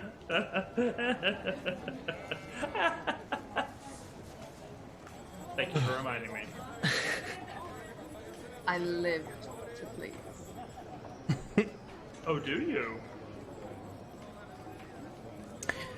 So, making your way down into Stygian Row, out the Commerce Gate, down amongst the tightly packed, relatively poor constructed compared to the place you just were, buildings. The crowd here gets thicker and thicker, and as usual, much more odorous from the night before as you make your way around the winding streets. As you approach what, especially you're on, but everybody basically except Ina knows to be the area of the Minotaur Market, you see, instead of the flowing, shoulder-rubbing type of traffic through the streets, it's a congealed crowd all standing around. There's a platform where you can see Maximus up on stage. He has a female Minotaur over on the side, and she seems kind of standing there, resigned. You don't see her shackled or anything, and she looks to be relatively in decent shape. Her horns are all shined up and everything. Looking out, you're about 100, 150 feet away, looking over the crowd. As you get closer, you start to hear the sounds of chains and metal on metal. The marketplace itself is filled with bronze cages that surround this central platform. And drifting now over the smells of urine and stale alcohol in the streets, you start to get that familiar odor of a barnyard or a farmhouse. It's filling your nostrils stronger here than even the alcoholic Bourbon Street type smells. In these other cages around, you see over a dozen Minotaurs who aren't in nearly as good condition, unwashed, locked, heavy bronze bars, heavy bronze locks. They seem to be strong, fit. They don't seem to be abused, but they do seem to be filthy and ill-kempt. Do I see Bullbug? From this vantage point way on the back of the crowd, no, you do not. I want to make my way to them. I want to speak to him before. I want to speak to him. Easy enough. You approach the crowd, going left and right, glancing, and you see on one of the further cages to the left-hand side, there's 4 or 5 on this side, and the furthest one you see Bullbug. He seems to be in largely the same condition you saw him the night before, as though he hasn't been out of the cage since then.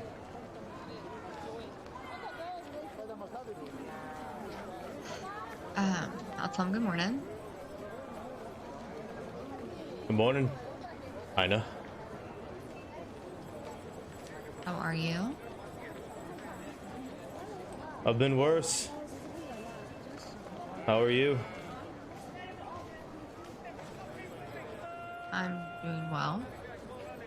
So Maximus asked me to come speak on your behalf. And I just don't know why you're content to be under an oath of service. You got upset when I told you your brother was free.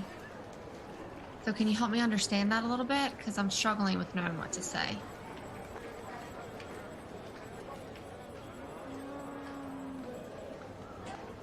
I don't know if I'd call it content. Although I don't know what else I would call it. Despite what brought me to this position, I did swear an oath of service. And I am bound by that oath, and I will fulfill that oath. It was my word. Who did you swear it to? What is it? When the Centurions of Mitros go out on raids to suppress the dangers outside of Mitros, sometimes they come across tribes such as my own. Clans, as we call them. Everybody here calls them tribes. If things don't go well, and by that I mean if we don't run, usually they have enough with them to subdue us and force us to serve oaths of service, so that instead of ruining the countryside of Mitros, we can come and make it better for the people living there. Such is what happened to my clan. The Peltor and I swore our oaths, and when we got back to the city, this Maximus, he has a writ from some powerful person in the Order of Sidon. It allows him to transfer oaths of service. And so we were transferred to him. And when we are sold, we will be transferred to who buys us. Huh. And this oath of service is how long? For life. They spared our lives, so we owe them ours. Euron looks visibly uncomfortable.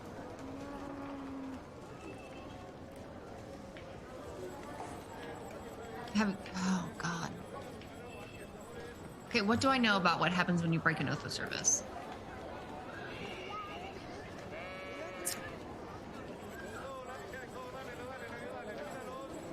Give me an Arcana check.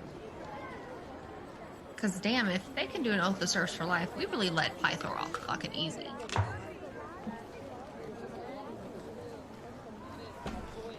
It's gonna be an 8. 8. I would say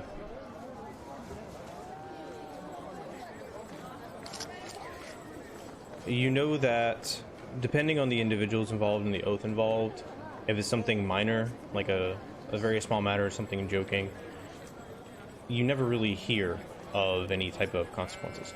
However, if it is more powerful beings, more powerful entities, more serious matters, then breaking an oath of service can cause you to become cursed.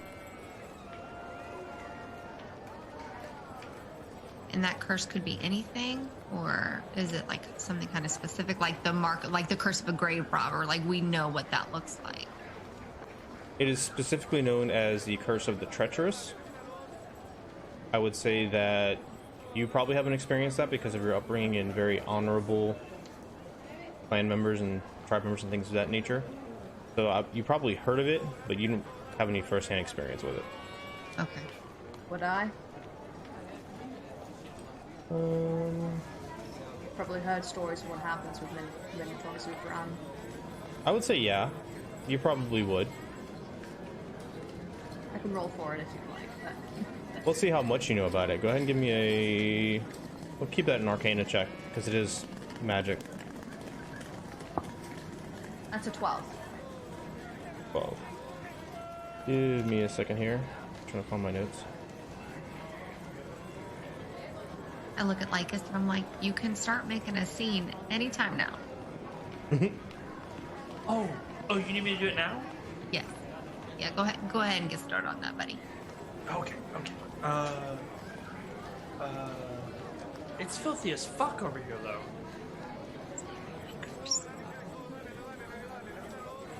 Okay, fine. So yeah, I kind of run over, hop on top of some crates, throw my arms out, and just project my voice.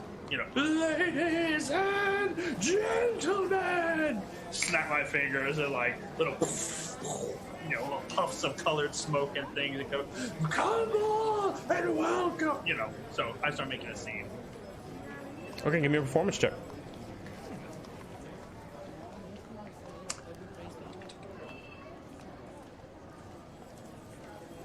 That's a +6. That's a 15, 21. Okay. That is a flare. And I got like the jewels, like this breastplate is bam. Bah! The glasses are gold. As Lycus starts to break out, even over the shouts of the auctioneers and Maximus on stage, people start to slowly and then faster and faster start to turn and start to congregate around him a little bit. Even Maximum himself seems distracted, looking over the crowd, kind of seeing what's going on. All the shouts and all the hawkers associated with the Minotaur market itself are completely focused on him, at least for this moment. Coming back to the Curse of the Treacherous, you probably haven't seen anything like this happen firsthand. However, from reliable sources, I would say, Huron, you have heard of people being hunted down by the Aranese, and they've had to leave town, leave Mitros to try and escape from them. It is rumored that their ultimate fate is up to Lutheria. I will lean over and I will tell Ina that. I don't trust that bitch. No. And from what little I've heard, the stories of the Furies, of the Arinius, sorry, that's the Furies is the name I would rather not subject anyone to that. I agree. I have an idea. Okay. We know roughly how much gold a Minotaur is worth. Even when it's swapped up very well.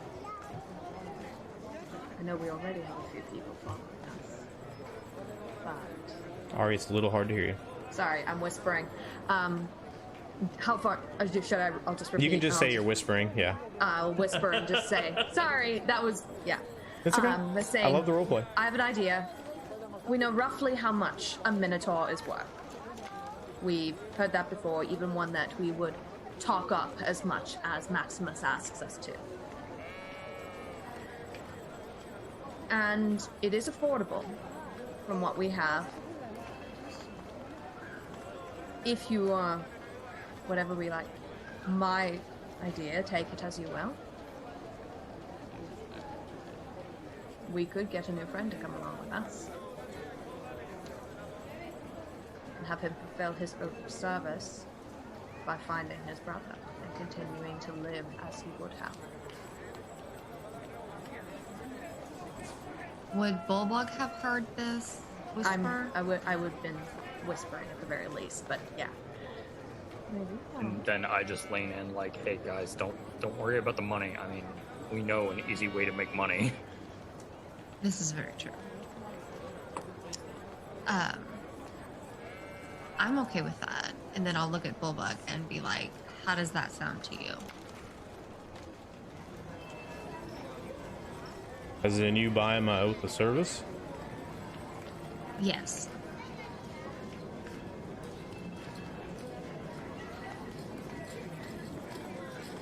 Sounds dangerous. Sounds exhausting. Sounds like I might die. Yeah, sounds good. Okay. Well, that's settled then. Okay. What about everybody else? We are going to have to come up with a plan for that. There were 6 of us, correct? There's about a dozen cages. There are 7 others, including Bulbug. I'm going to take advantage of our nice new Foundry setup, and I'm going to double check how much that costs. But even if we buy all of them now, like, there's still so many more that need to be freed. I hear there's somebody who's fighting against the trade here. Oh, yeah? Yeah. She isn't liked much by the people that run the trade. They keep calling her the Lady of Coins. Shoot a knowing glance at Cyanus. Then I'm just like, okay, yeah, I might be able to talk to her about this. Actually, we should all talk to her about this because safety in person. So when, I guess I should say when we buy your oath of service, could our service be to have you link up with the Lady of Coins in order to free the rest of the Minotaur in the city?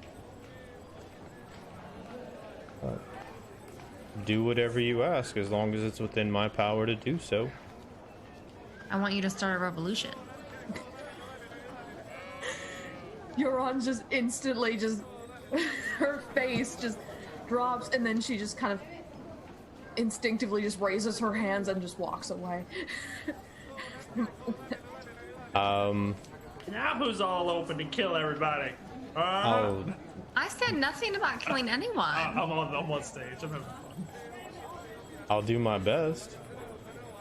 Hashtag That is defund all the we can market. ever do. That sounds like fun to me.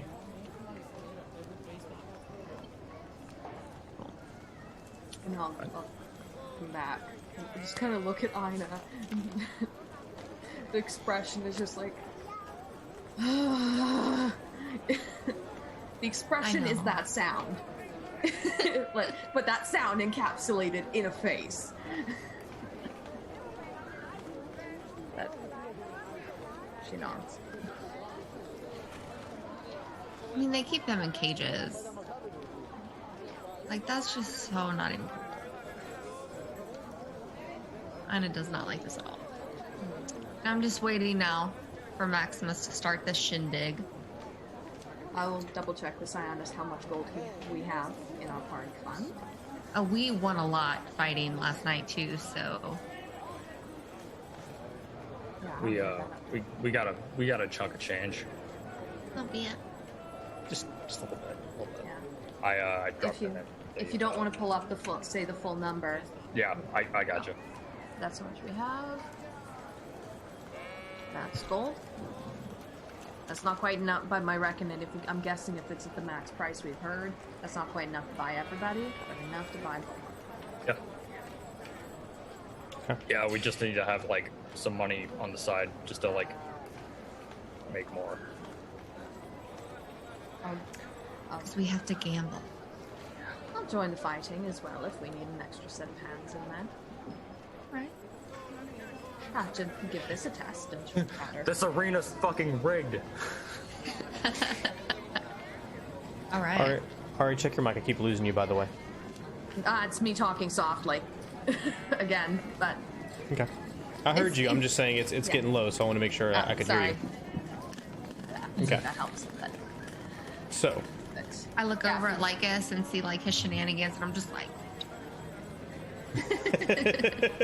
Totally throws off my vibe. The fucking pigeon goes left when it's supposed to go right. It's like, oh! No, And then I like immediately go, and woe is life for the tragic tale. Lycus, just jazz it up. You meant to take a right. all right. So, after 2 more auctions proceed down, you see Bullbug, 2 individuals similar in clothing to what you saw the other night at the fighting pit, last night at the fighting pit, go over, unlock his cage, and escort him around behind a building. And then within moments he comes back out. He's been very hastily cleaned. His fur is all wet. He seems like his horns have been polished. He had a couple of scrapes and bruises. They've been kind of patched with this pasty substance. He looks a lot better. Like they're really, really good at quickly dressing them up. Then he gets up on stage and Maximus. All right, now settle down. This Minotaur here is very strong. He's brave. He's good in a fight. But even if you don't want to fight him, he's very docile. He does anything we ask without much issue. He has a really good attitude about him. Just last night, in fact, he went toe-to-toe with one of the heroes of the prophecy. Everybody.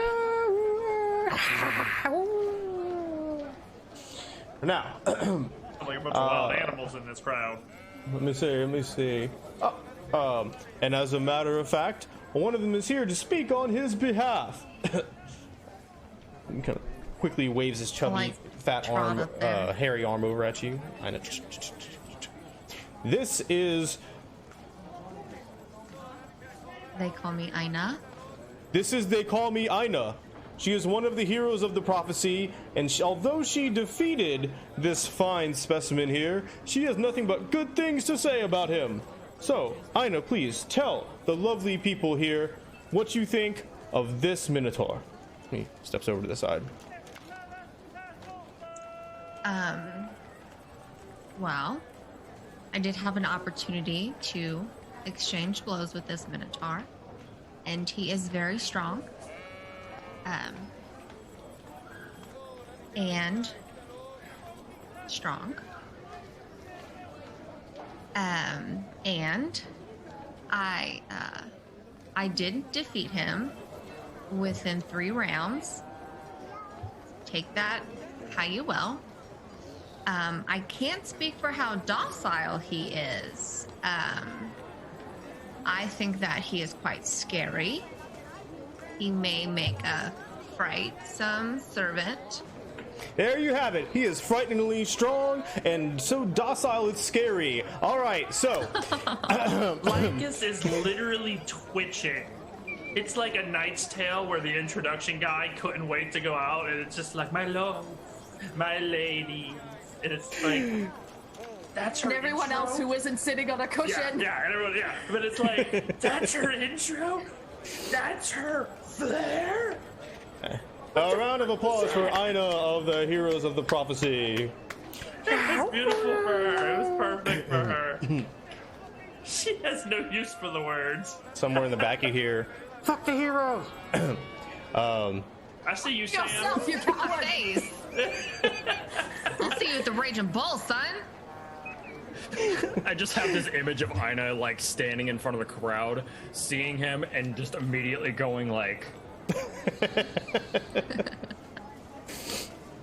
All right, so he continues on as Aina starts to walk down off of the stage.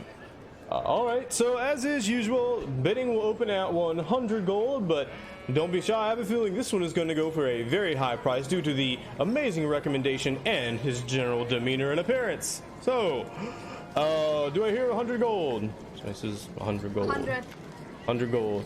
I have 100 gold front. Do I hear 125? Do I hear 125 gold?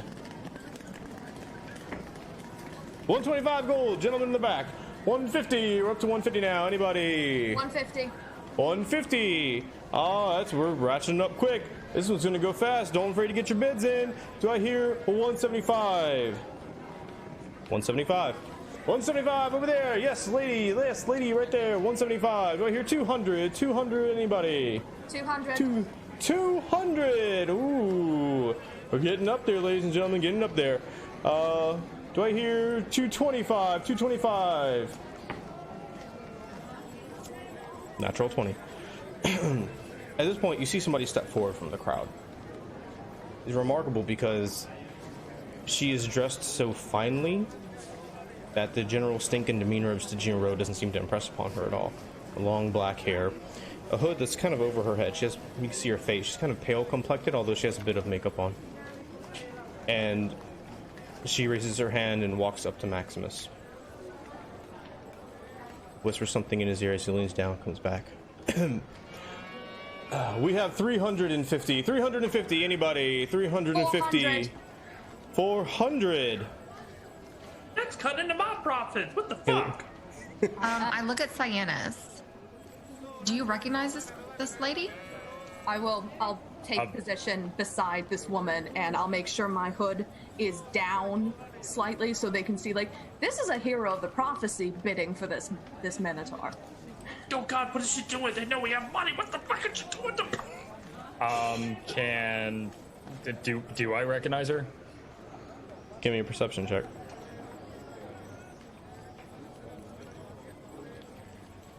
Can it be an advantage as somebody who knows nobles and is looking and going, who the fuck are you? I'll let you do a perception check as well. Okay. I rolled a 15. Okay.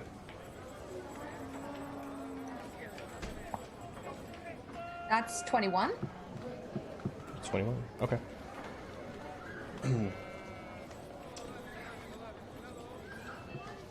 I would say that y'all recognize her from the Noble District itself. She has been in passing, coming into the Titan's Rest Inn a time or two. You've seen some papers being exchanged between her and Belzar. Although you don't have a name, she's probably a recent addition based on how long you guys have been out of Mitros. But yeah. Looks down at her. She looks up at him. Looks back at you. But here, 425. 425. 425 right here. 450 going once. 450 going twice. 450 going. 450. We have 450.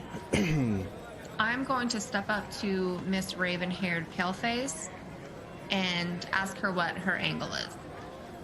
And I hope that I distract her long enough for the bidding to end, where she can't get into the bidding. So I want to like stand in between her and the stage. Okay. So you got right up next to the stage, because she's within arm's reach of the stage, and your towering figure casts a shadow down on her face as she was looking up. You get in front of her eyes. Her green eyes kind of pierce yours as you're staring back at each other. And what do you say? Or are you just trying to stand there? Oh no, I'm gonna ask what her interest is in him. My lord wishes to have his presence. Who's your lord? That is not your business. God, I freaking hate Metrosian citizens so much. Is that Sold, Ina or the Julie? lady in the front. Talking about Euron. Right, okay. Cool. And then I'm just gonna like shift my body and kind of like nudge into raven-haired pale-faced lady. Be like, oh, well, too bad. Tell your lord so sorry, so sad. I will offer my hand to the woman to shake, and it's clean. It is perfectly clean, not a trace of Stygian wrong on it. And say, I have not had a chance to do that in a long time. Thank you for the honor, and convey our greetings to your lord. She extends her hand out. You'll be able to relay them yourself. Oh. She turns and walks away. That makes no sense. She said she wouldn't tell us his name, but now we have to address him ourselves. Just kind of look at shrug at Ina and say, I'm pretty sure it's the same lord who's paying for our meals. But Either way, I think we're probably gonna fucking run into him. Probably tonight, after we're done with our shenanigans. Don't understand y'all's hierarchy in this city at all. You spent so much gold! Like us, it'll be fine. Think how much you spent. I think we won more than this last night, though. Totally. Yeah. Total. So we're good. Did we? I guess how Do I remember that? Yeah. I don't know. How much did the wine make you forget? Well, I don't know. He's got all the gold from the winnings. I don't No, remember trust what me. it was. Trust me. We ended up way up this night. Oh yeah? Like, we all- I'll go up to Maximus after, getting money from Cyanus. His bag, I'll come up and I'll exchange funds for flesh, which he's wildly uncomfortable about. Well, here's your oath of service. Thank you for that. It's all yours. Do come back. We have plenty more where that came from. Up I've next, seen- ladies and gentlemen. Starts calling back out to the crowd. Bullbug walks down off the stage around to you, puts his hands on his hips.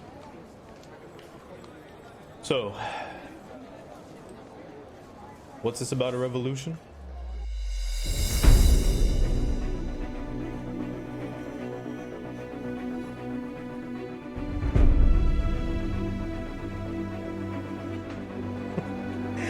And we're back. So, what's this about, a revolution? Where there are less people, for the love of less people. We'll talk later. Let's just. Saran looks like she's having a crisis of faith.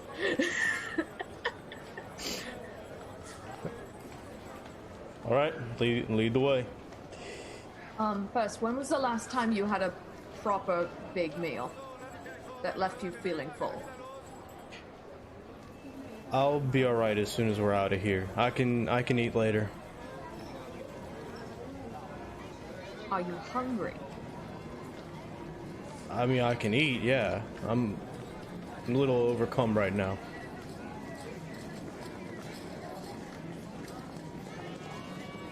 I'm buying this man fucking lunch. Alright, so... you guys want to swing by the temple? Drop off the missive? I mean, we got a Minotaur in tow. Well, I mean, we don't all have to go in there. They don't know me, so might be best if I don't. This is true. So, like, just as we walk past it, one of you guys can break away and deliver it. Yeah. Okay. Yeah, sure. That sounds better. Plus, I'll distract you on talking about, like, what street vendor we're gonna go get some eats from. Euron still looks like she's having a crisis of faith.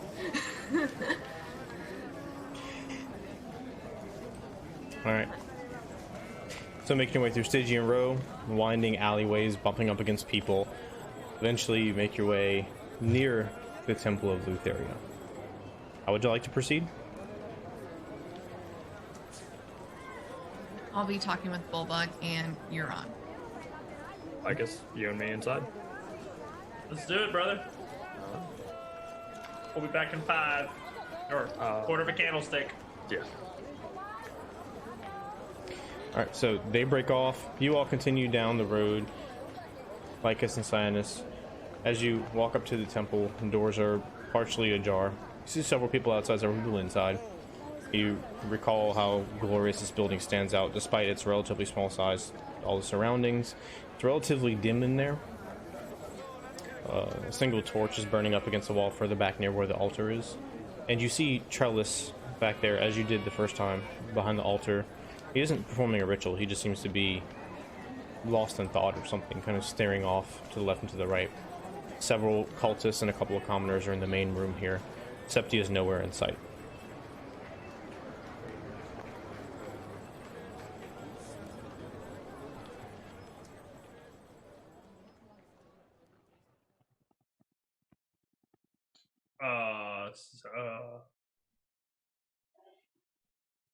What do you want to do? Yeah, let's try finding them. Because we just need to make sure that they get it. Trellis is there in the main room.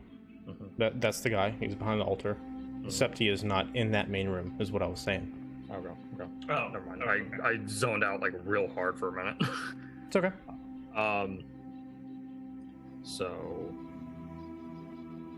I walk up to Trellis. I hand him the missive, and I'm gonna like try and convince him like we need to make sure that you and your sister go there. Okay. So, passing the casks on either side, some tapped, some not. Commoners, you make your way quietly up the main room, and the torchlight kind of reflecting off the dark walls. Lyca stops a little bit short of the altar, and Cyanus kind of quietly walks up towards Trellis. He notices you, breaks from whatever he was thinking about, glances over to his side. You have the missive out in your hand. He turns to you. He takes it. It's a pleasure to see you again. See, every time you talk, I suddenly just want to like walk away. It's just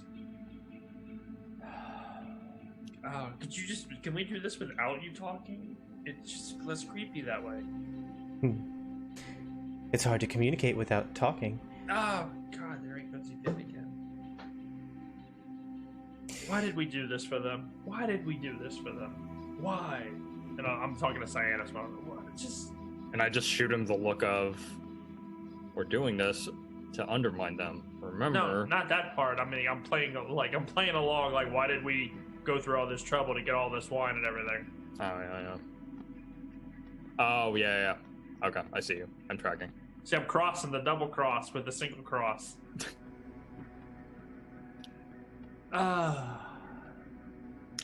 But yeah. That's way too many crosses. It wasn't as easy as we were hoping to get him, but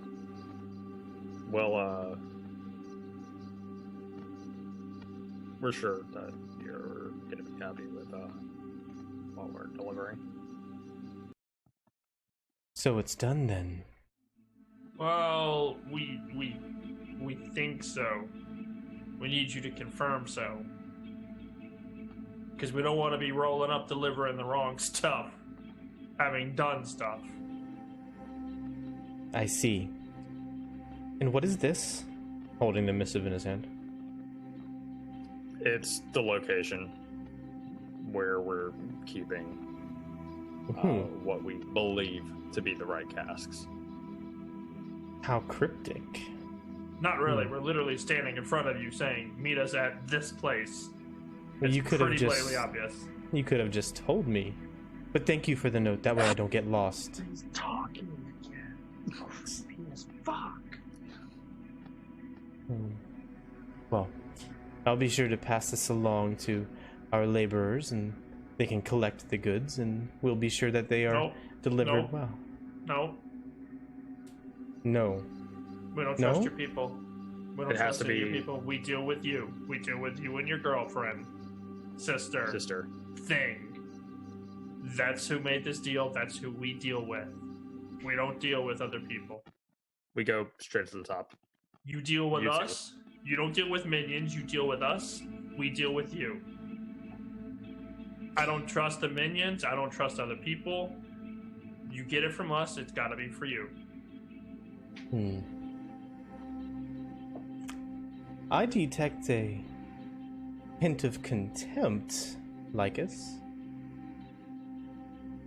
Mocking my sister. Is it a hint? Are you sure it was just a hint? It's no biggie. That's just him. Oh. I mean, how many of your people tried to kill us? So, How little many bit. of our A lot of people? it. How many of our people have you tried to kill? I haven't tried to kill many at all. All the more reason for us to trust you, now isn't it? Yeah. I don't think I've tried to kill one of your people. Well, thankfully, the Lady of Dreams watches over us. Although it is such a burden to leave the poor people of Mitros in need of worship and guidance just to run a simple errand. Y'all make a persuasion check. Y'all make a persuasion check with advantage. I'm literally twitching. Well, we believe it's in everyone's best interest to make sure that everything is on the dot, making sure it's all the right stuff. All right, so persuasion with advantage. You got a either one. 17 on the first one. Okay. We're eating like teriyaki shish kebab, just like waiting for them to catch up. I rolled a 23. Not bad. Not bad. Does this non-cryptic missive also have a time to meet you? It does. Are there any other special instructions? No, just make sure it's you and your sister. And of course, some people to help carry the wine if you have been successful. Correct? I'm not worried about the people that you send to carry off the labor work. I'm not worried about that, but you won't send just your labor workers to deal with us. Yes. Look, we'll have a wagon. We'll have some people. That's fine. We'll have it personally delivered. Heroes of the Prophecy deliver wine to the cult of Lutheria. But we need it checked out before we approve it, or before we make that claim. Because we aim for quality, and we don't want to deliver the wrong stuff to you guys. Very thoughtful. Oh yeah, and we found your satyr with the golden harp. Yeah. Like, I'm reinforcing the fact that we did find the people, kind of thing. Like, so I hope that's the right person who's been crafting your wine. It's hard to say. There's so many of you running around like rats. Very well. Shut up, Lycus. Don't say it. We shall Don't meet say you.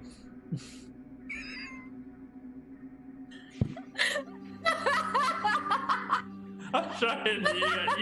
You broke, dude. As soon as you broke, I was trying so hard not to twitch.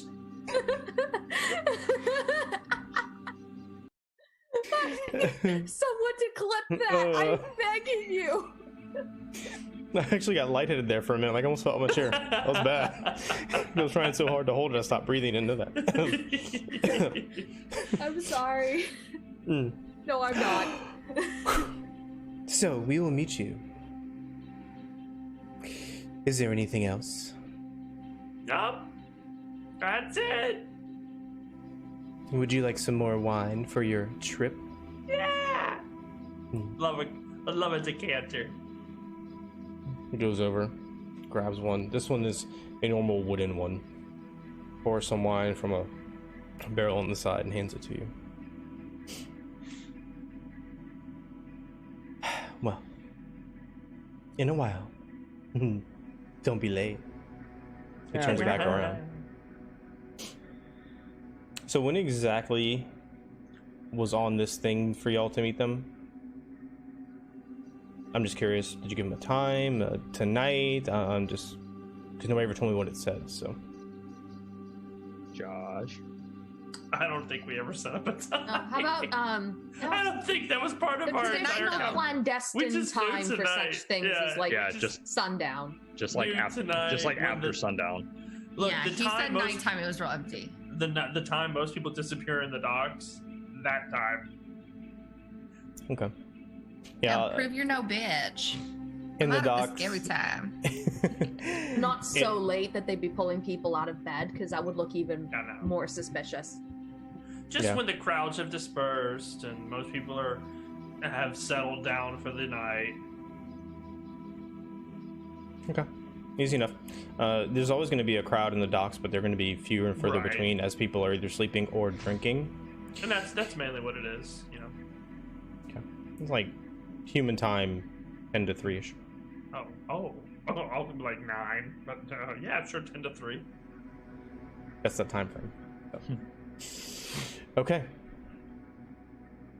Anything else in the Temple of Lutheria, Lycus and Cyanus?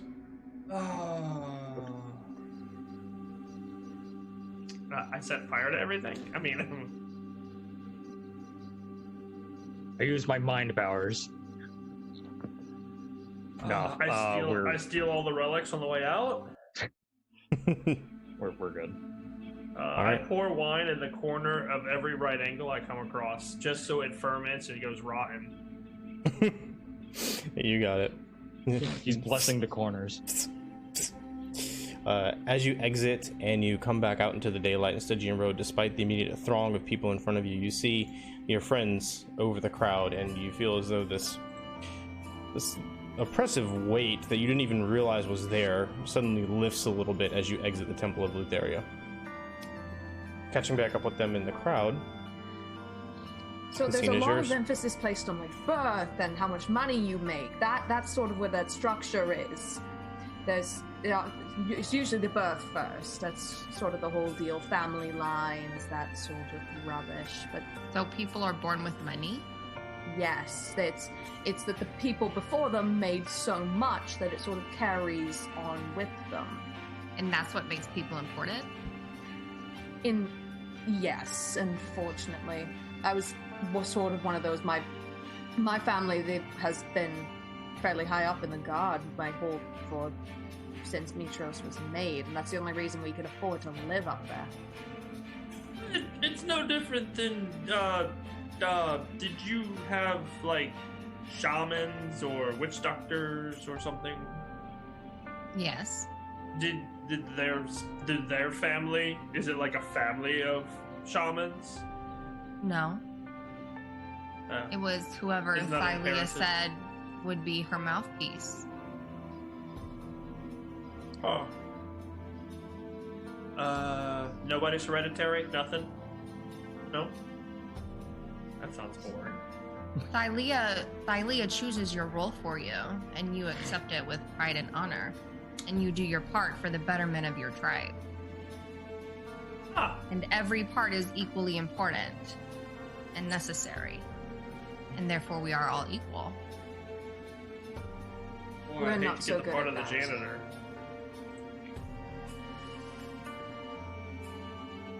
Well, the children are usually the ones cleaning.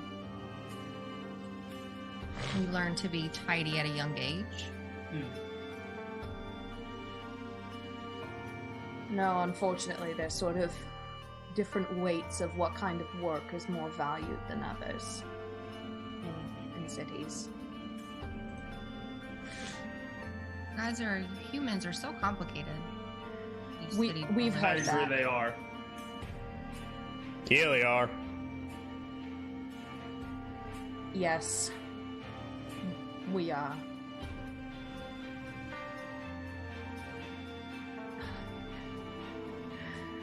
Presumably at this point, like, there's some, like, sauce from whatever street meat that's been eaten there, and Euron just makes sure that, like, however much Bullbug wants, he can have.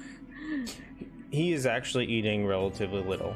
He's eating, and it almost seems as either he's having a hard time eating, like his heart's not in it, or he's uncomfortable. You know how when you're like really, really hot or kind of sick, you don't want to eat? Mm-hmm. Or he's just being deferential and respectful because you offered him food. Kind of hard to tell. Maybe we should get him back to the inn so he can rest. Take a moment to decompress. I think that would be good. Yes.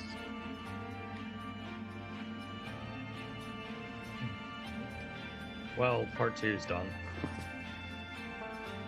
Awesome.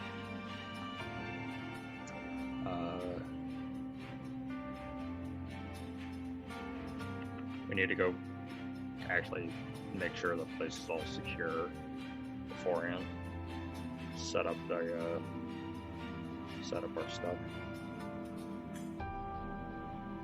Okay. As you're talking, full on slides over to Lycus, kind of bumps you a little bit. You going to drink that? Because if not, I'm pretty thirsty. Gesturing over to the decanter of wine in your hand. Yeah, I don't have much left. I spilled most of it inside the corners of the temple, but yeah, you can have what's left in it. Thank you, Lax. I'll leave you feeling a bit funny. All right. So I like to hear. Starts kind of sloshing it a little bit as he walks. So, where to? We need to pick a warehouse. It's Diana's. What if we don't actually do anything? They show up looking to unload stuff that's just not even there. They just get pissed off, and then we ambush them when they go back home. I mean, it's not a bad idea. We don't have to set up anything. We don't have to do any elaborate anything. We sent them to a wild nothing in the middle of some crazy ass warehouse with no intent to give them anything, and then we just ambush and then them. just like get them in an alley. Yeah, just get them in an alley. Might actually work, especially if anything you guys said kind of tipped them off and they'd be suspicious of this pickup. Yeah, I mean, at least if we're hiding out, we can make sure they're actually alone. And if they just happen to get assaulted in an alley, then it's just they weren't there. What were they wearing? I mean, I don't know, they were just wearing cloaks. I imagine they will show up there with their laborers. Yeah. I'm sure they'll have a little cart and some people. Well, I do not. I hope that their laborers are faithful devotees to Lutheria. Well, we can can feels bad. we can maybe put some of the others out of commission without killing them. Like I give a little wink to Cyanus and kind of tap the instrument. as long as we can remain unseen and anonymous. I just had a thought. But it would involve me having to bluff and lie through my teeth, so I don't know if it would work. like how? Like what? Didn't we say Lutheria's not there? That the Lady of Coins has been not just been going after the Minotaur markets, but sort of the wine merchants. Did I hear that? Did I hear that right? I'm not just going after the wealthy people.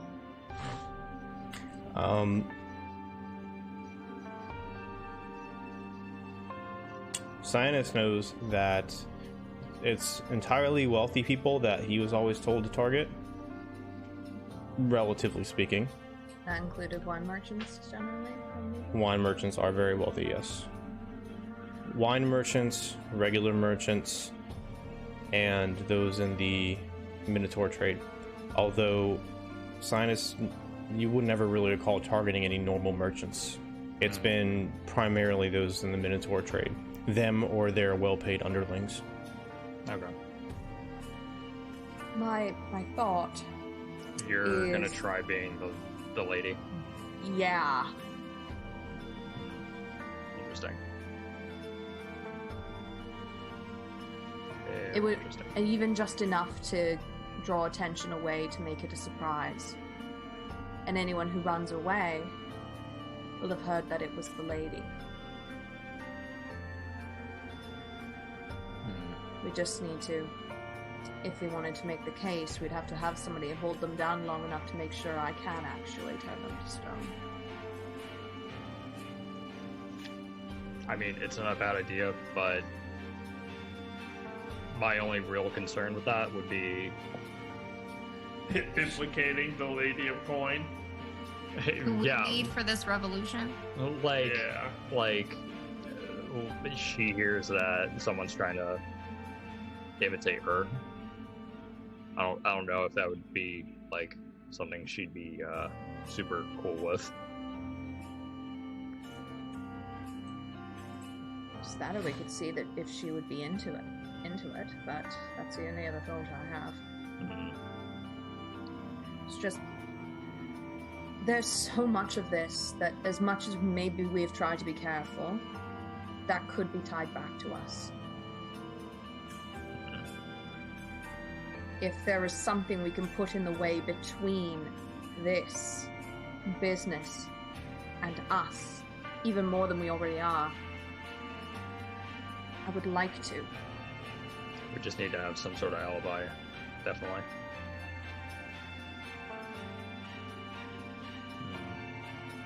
Lycus, Yes, dear.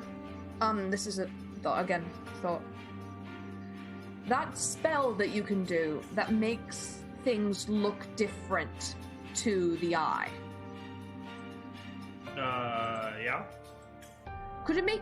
Is it possible to make it look like we were sitting somewhere? Like, idling around, doing something while... We're off doing this. Not all of us, and not that far of a distance now. I could do, like, one of us somewhere, but it'd have to be relatively close. Which still ties us to the area unless we split up. Yeah. I mean, there is always the sewers. Euron, do you have D&D Beyond up? I do. Can you give me full-on's Constitution modifier, please?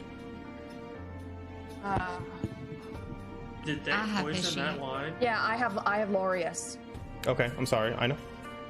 Full-on's Constitution Plus modifier. 2.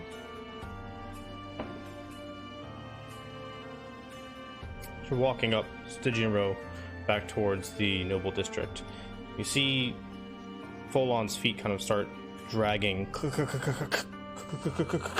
He's starting to get kind of stumbly, and his head's looking up, and he's staring up at the clouds with this kind of slack-jawed look on his face, smiling huge, like he's seeing or hearing colors. Very disoriented. And put my arm sort of around his waist and just be like, "How you doing?" Man, the sky in Treacherous is really pretty. You seen this sky? It's so No, it's colorful. I've looked up on it all my life. And it's such big birds. I've never seen birds like that before. Look, oh, watch out, he's almost got you. Whew. I snatched Full- that goblet out of his hand. Slams on the ground, the wood cracks, the wine makes a dark stain on the stone. No, I grabbed it out of his hand, not slam it out of his hand. But you slammed it out of his hand. No, Okay. Like, I snatched it. I snatched out of his hand. Alright, well, I already said that, so for fun, let's make a dexterity check, see if you grab it.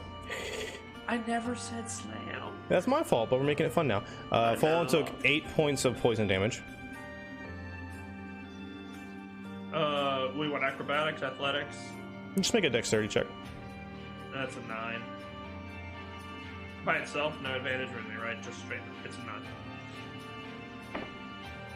Okay, you grab it. It's like about to tumble, and like, oh, got it. Yeah.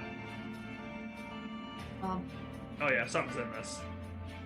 is it like how I've Poison. seen Luther people who drink that wine be like people who've come out of the temple and sway in and all that? It's like the Oracle from 300. Not so much. It'd definitely be a combination of kind of the strange gyrations, the strange body movements that is typical of the Maenads, combination combined with somebody that is just drunk beyond measure. Like, you're not sure how he's on his feet at this point. He's stumbling and dragging his feet, clacking on the ground. And you see Bulbug come up and take his big, meaty, hairy arm underneath him and look at you guys with alarm. I don't think we should have given him that wine. I can't check. I'll cast. I'm gonna assume. I assume he's been poisoned by whatever's in this wine because they gave it to me and we knew it had something, but this is clearly something else. Okay. I'm That's gonna fair. cast Lesser Restoration on him with the understanding or suspicion that he's been poisoned Okay. to cure it. Okay. So you whip out your what instrument you using? I'm just curious. Oh, I made my pipes. Pipes. Okay. Yeah, so yeah, I pull out my pipes and kind of play a little slow, long-winding tune. It can cure a disease or poison, paralysis, whatever, but it's one condition. Okay. As you're playing, his steps start to slowly come back into line with normal. He stops staring up at the sky, and after a minute or so, he. Oh, you weren't kidding. That was quite a drink. Oh gosh, Yeah. my stomach hurts. Yeah. Do you need to lie down? It might not be about. Oh God, please. All over. I'm on one side of him. Bulbug's on the other. Nah, right in between you. Right in between. God. I rolled a 19. You're lucky. So all over the ground, and what comes up, it looks odd. It's dark.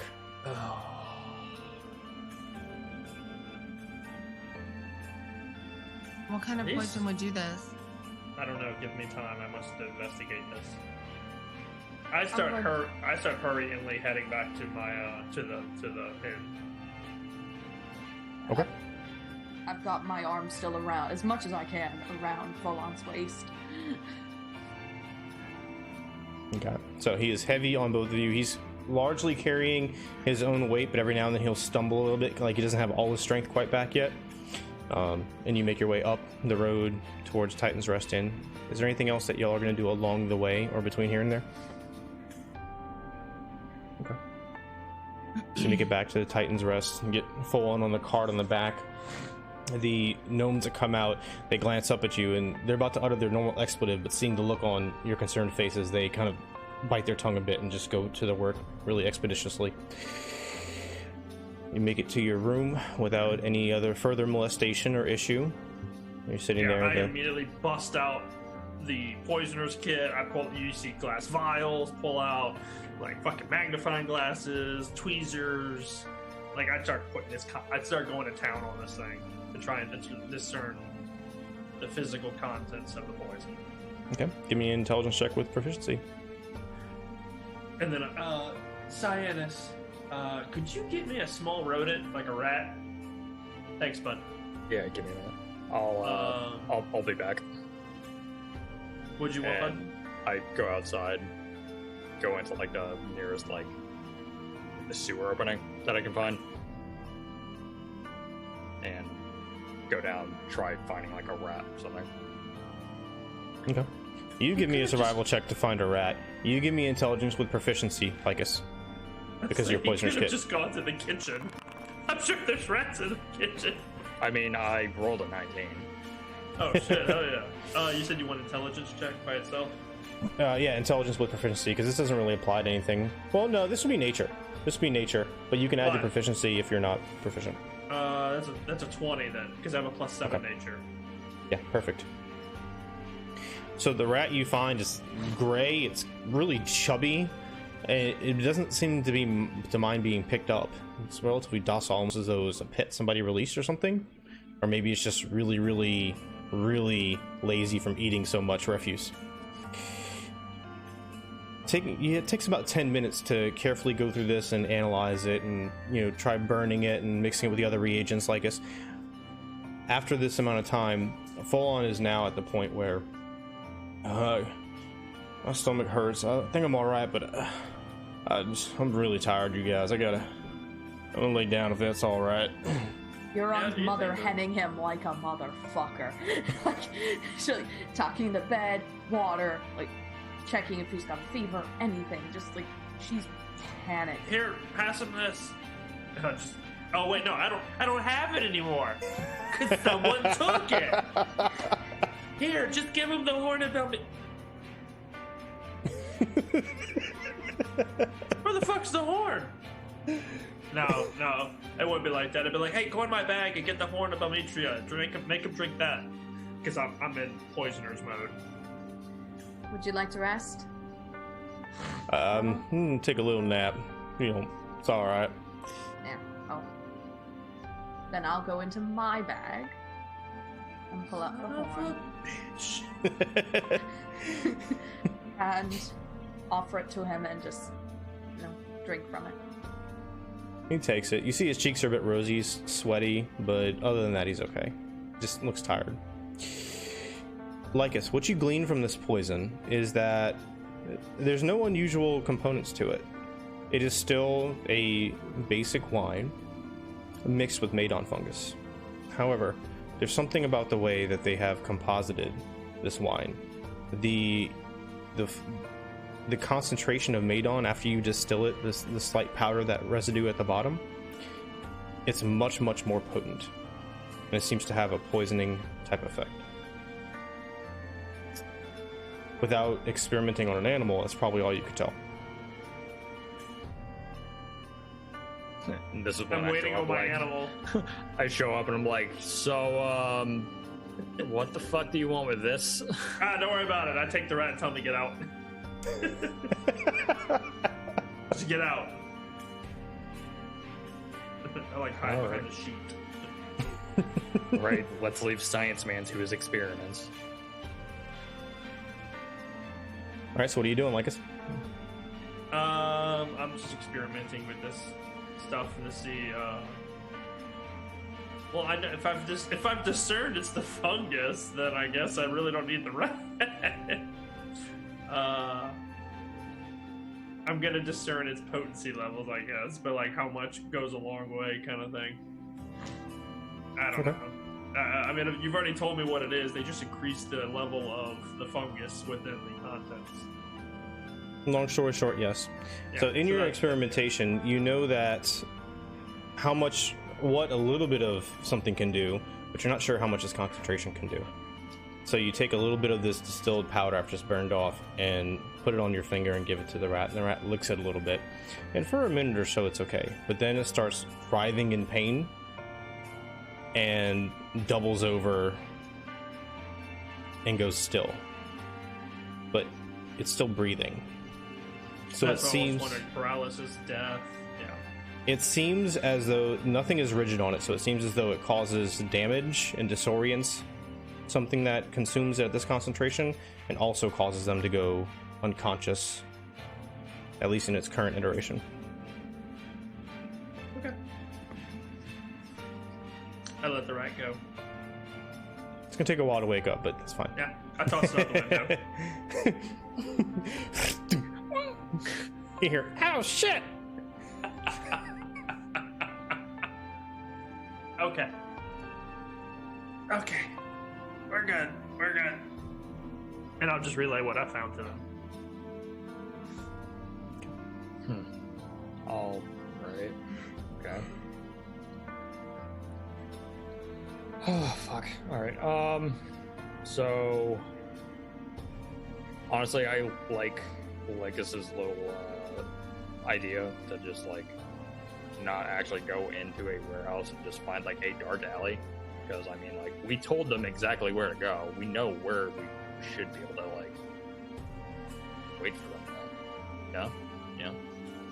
You want to wait for them in the alley before they get to the warehouse, or Well, I mean, we need to make sure that they actually get there. A question about this wine. Like, who gave you this wine, Lycus? Surf. That son of a bitch over at the church, or the cult of Lutheria. Did He he gave drink me- from the same batch? He didn't. Nah, He offered me wine, and I said yes, just so he would go away, and he disappeared and came back with it. I'm going to fillet the flesh off his fucking bones. Didn't Castor say that they added the Madon fungus like there when they barrel it? It's not to say they don't have a special brew, or this is something that they've been adding extra to try and make their own. If they're not getting it from them anymore, they may be trying to make it themselves. I don't know, but that is what they said. Yes. Yeah, that's what I'm wondering is who added this level of potency into the wine. I don't know. And why? Why would you want to? I suddenly just had a. I don't. If they were doing this on their own, God help them. God's help them the wine festival. If this is the potency of what they ladle out. But I can't see them wanting to do that because they do it as like Lutheria is so lovely, da da da da da. Like, come enjoy her wine and her food, and it makes you feel good. But this is gonna make you feel awful. Maybe they are trying to like re-up their supply, but they don't remember like exactly how much to put. Or They more just probable, don't like you. yeah, more probable they're trying to like take care of us. They do not like you, nor do they love you, I guess. Plus, since they about tried to get me to pass out in there, they probably wanted to love me a lot. So, let's go Sharp return the knives. favor. I'm ready to go return the favor on them tonight. Let's do this shit.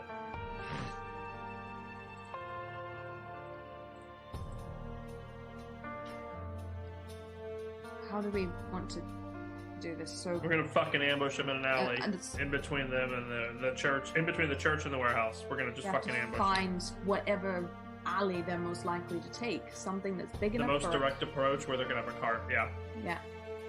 yeah. Let's do this. Besides, we can just watch them come down which road they pick, and then we'll just choose an alley along the way.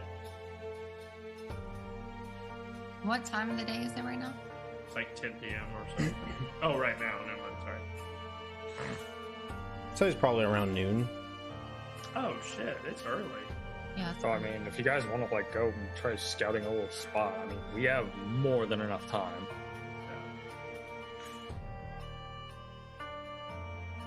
Yeah, that sounds I... good. Sorry, I have a thought of something we can maybe do along the way. What's up? Was there a particular route through the sewers that was popular? Like a certain way that most people went? I would imagine yes, right, DM?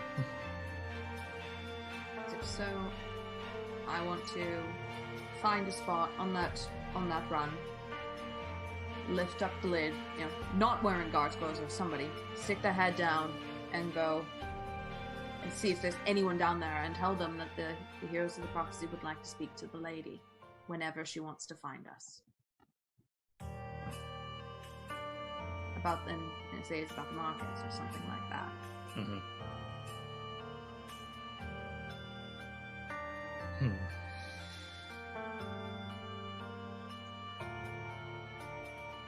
Two birds, one stone. Yeah. Plus, if we start having to poke around in the sewers, it'd be better that they actually know that I'm there instead of, oh, hey, surprise.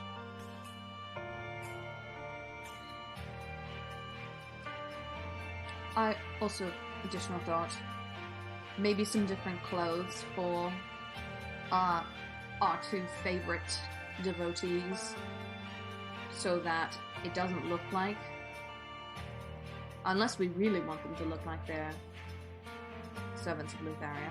Well, I mean, we have to have them be known as the servants of Lotharia, because otherwise I pull out the death threat thing from this morning and I'm like, then this doesn't make any fucking sense. And what I was planning on was dropping this on their corpse, basically reverse pickpocket them.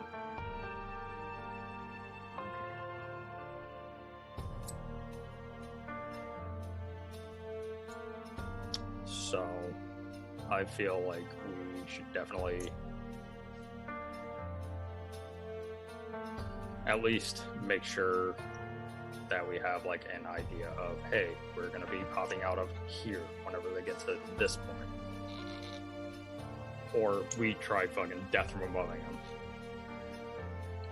Okay. We'll work it out on our way. Yep.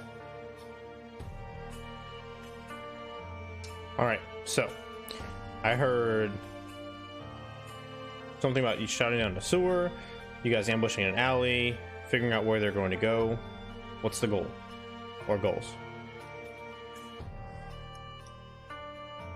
I feel like doing the sewer thing would be after this. Like, after we actually deal with this whole situation, then we can deal with the whole Lady of Coins deal. I thought Okay. my thought was just giving her a heads up. Okay. Because it's not like she's suddenly gonna go, somebody be there and go, yeah, right now. All right, so y'all are going to find somewhere to ambush, basically, right? Yeah. Okay. Well, you would know, depending on where in the city. Yeah, I remember y'all were bringing them out to where the ruined Colossus was. Is that right? Or did that change to a warehouse? I heard warehouse mentioned several times too. Warehouse is where we were supposed to meet. That's where they're going to meet us to find the wine. Okay. Colossus is where we're dumping their bodies. Okay. Got it. All right. So you're pretty familiar with that area of the city, especially Sinus. The warehouse in question is you go around the bay a little bit. It's on that eastern peninsula, kind of near where the docks market and the fish market and the ruined Colossus are. There's a main thoroughfare there. It's easy to get a cart down, and there are several other smaller warehouses and maintenance type buildings around there. So if that's the area in question, then there are several places you could form an ambush from. You could hide in the warehouse itself. It's a multiple layer warehouse, 3 stories. There's the small buildings on either side, or the alleyways around it. Across the street, same, more small and large buildings, etc. So you make your way down there. Or are you just going to talk about it? No, we're gonna do it. Let's go. Okay. So you head down there, you stand in front. This part of the docks is relatively uncrowded compared to the rest of them closer to the city in Stygian Row. You still see people around you all the time, but you're not bumping. You have good space. The smell of the fish market is prevalent in this area, combined with the sea air from the Cerulean Gulf. This large wooden warehouse with big double doors in the front. There's several doors around the sides that Santa shows you. The two alleyways on either side are probably 10 feet apart, where you could walk side by side down. And then there's a small alley behind this warehouse itself, which there's some more buildings back there as well. The entirety of the warehouse, standing at the front looking at it from side to side, is about 50 feet, and then front to back it's about 100 feet, kind of a rectangle. There's all manner of buildings around it. The road itself, the main road you're standing on, looking at this big double front door, it's about 20 feet across, and then more buildings and alleyways behind you as well.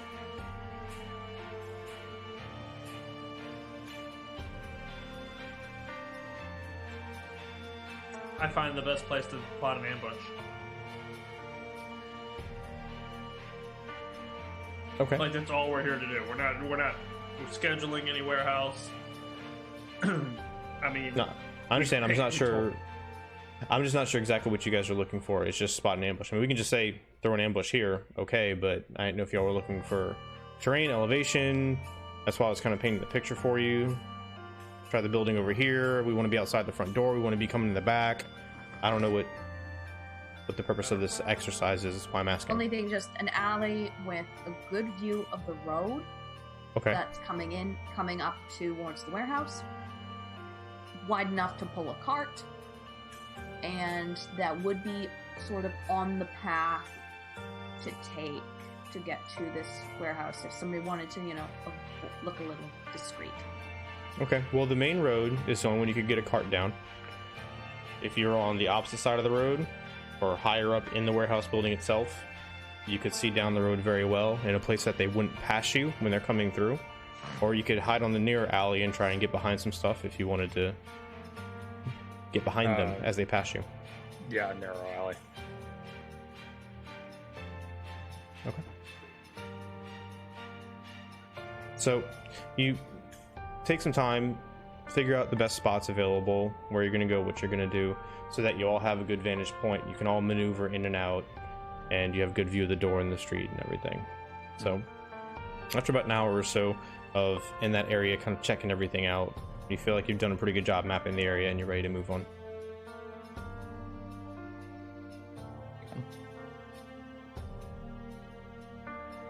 All right.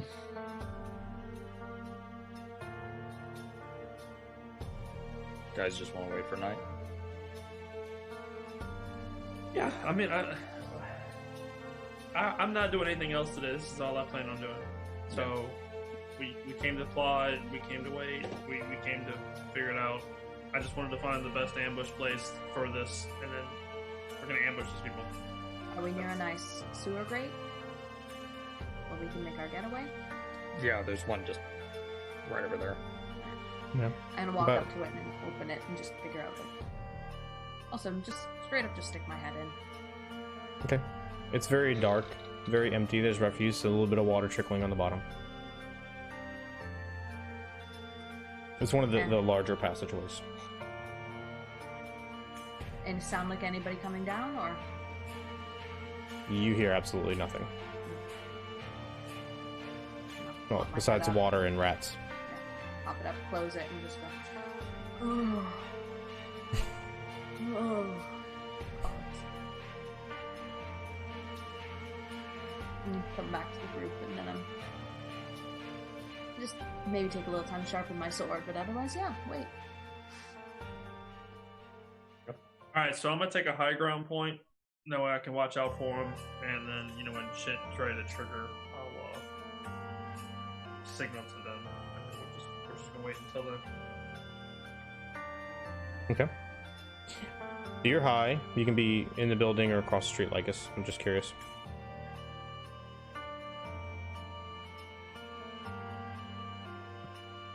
Yeah, I'll be across the street. Okay, easy enough. I'll be like ducked down behind something in the alley. Okay. Can I be like in between buildings? Sure. Or, like in the shadows? Because I'd be too big to sit on the street. Yeah, no problem. You can be on the side of the building or the opposite side of the street. As long as I can see Lycus. Yeah. Where he's going to be, you'll all be able to see him. There's a little window Okay. up there, Okay. assuming he wants to be seen. Well, not by everybody. No, I'm tracking I'll what you're just saying. have a minor illusion around me, I guess you can say. Oh no, I just meant if he ducks out of the window, obviously you're not going to see him. That's all I meant. All right. So, spend several hours waiting for night to fall. The day drags on. People come and go. You see the incoming ships and crowds moving into the city after they unload them, and then slowly and gradually mirroring the sun sinking down to the western sky. The amount of people traveling on this road in this part of the city decreases at the same time. As the moon starts to creep up into the sky, the air starts to get much cooler and much more damp as the breeze picks up and clouds start to form overhead as the humidity rises up. And then Leica sees a single cart with no lantern, empty, being drawn by 2 horses and 2 dark figures sitting in the carriage coming down the street. It rounds a corner when you first see it. It's probably about 300 feet away, like us.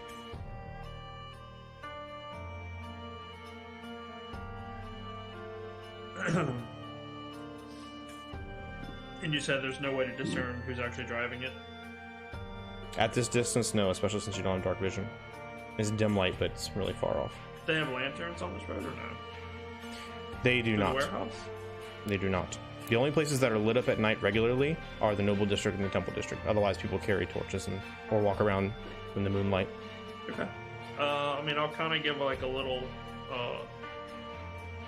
like, hey, someone's coming kind of warning, but still have to wait to find out if it's actually them or not before we can launch anything. I thought maybe I'll try. Maybe. If I have a cloak on, I want to pull it up so I look, appropriate and try and hide my armor a bit. And I'd like to make sure I'm sitting sort of on the edge, maybe with my hands cupped, and like maybe a single like a single copper like cupped in my hands, and head bowed, I'm trying to look like a beggar, but like I'm kind of maybe keep an eye on it to see if I'm right, if we're right and that's them. Okay. Easy enough. I'm assuming you're relatively near the warehouse in question, yeah? Yeah. Okay. And I'd make sure you weren't like 300 feet off the road. Okay. We get closer and closer. The seconds tick by. The creak of the wheels on the pavement. They get within... They have to get pretty close. For you, the limit of your dark vision you're on, you can pretty well make out, as the moonlight reflects off their face, that this is the people in question. So, 60 feet, correct? Okay. You would have your suspicions before that, Lycus, if you didn't want it to wait that long, just based on the general build and everything. As far as seeing their facial features with their hoods up, it's... That's fine. Although actually I just realized it won't matter if Euron can see them. Unless she's seen them from a distance at some other time. You never saw him, yeah. He's never seen them. Yep. Well, she can at least confirm that they're cult of Lutheria. Yeah. If they're wearing clothes that look like it, then yeah. And clothes are similar, sure. Yeah. Then I'll So I mean, that would be the biggest just confirmation that we're Yeah. waiting for a cart from the cult of Lutheria. Here's a cart of Lutheria at the yeah. It's not just some Joe Blow in a cart. That's all the main thing. Then Okay, I'll kind of look up towards Lycus and like give a slight nod before going back to my bed and staying in my beggar pose. Yeah. When they cross the triggering point, which will probably be 30 feet from the party, I'm gonna light up the dancing lights and surround the cart with it, and that'll pretty much be the action to trigger the attack. Okay. So a couple things to make sure I understand what's happening. You got Lycus, you got Cyanus, Ina, you're on around the warehouse. They're coming down the road. When they are about 30 feet out, Lycus wants to cast Dancing Lights and try to surprise them and trigger an attack. Is that correct? Oh, What? it's just this is right on the main road. Oh, Are there there's a no ton one of else people around. around? You said there was nobody else around. Every now and then you're going to get a passersby. It's not like a desolate city, but if there's anybody nearby, you can't see them right now. No. Well, The we road can looks make relatively this, empty at this moment. We'll make yeah, this relatively and quick. we're not gonna need like a ton of time. We can just do this like Okay. Hey, everybody. Well, not really you. You're on. Everybody else, roll me a stealth check.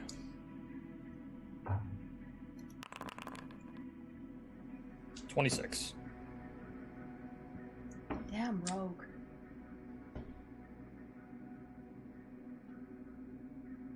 I 13. got a 9. Fine.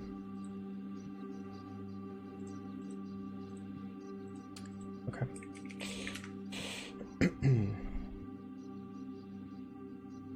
Car starts creeping up, creeping up, creeping up. 50, 40, 30.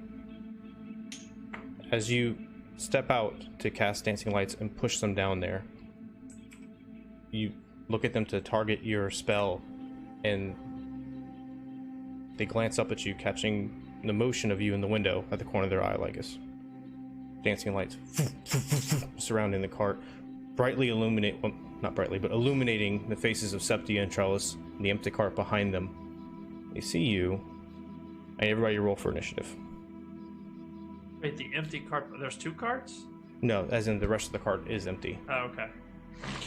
Every roll for initiative. Cyanus and Ina will get unseen attacker. You're on. They know you're there. Lycus, they saw you. I got a 16. 8. 21.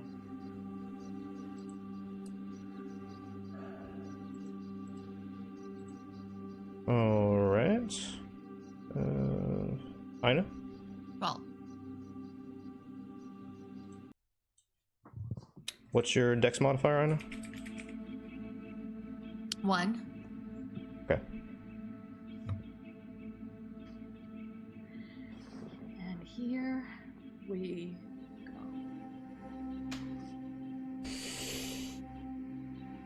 Get set up here. No, I do not have random warehouse street map prepped, so this is going to be largely theater of the mind.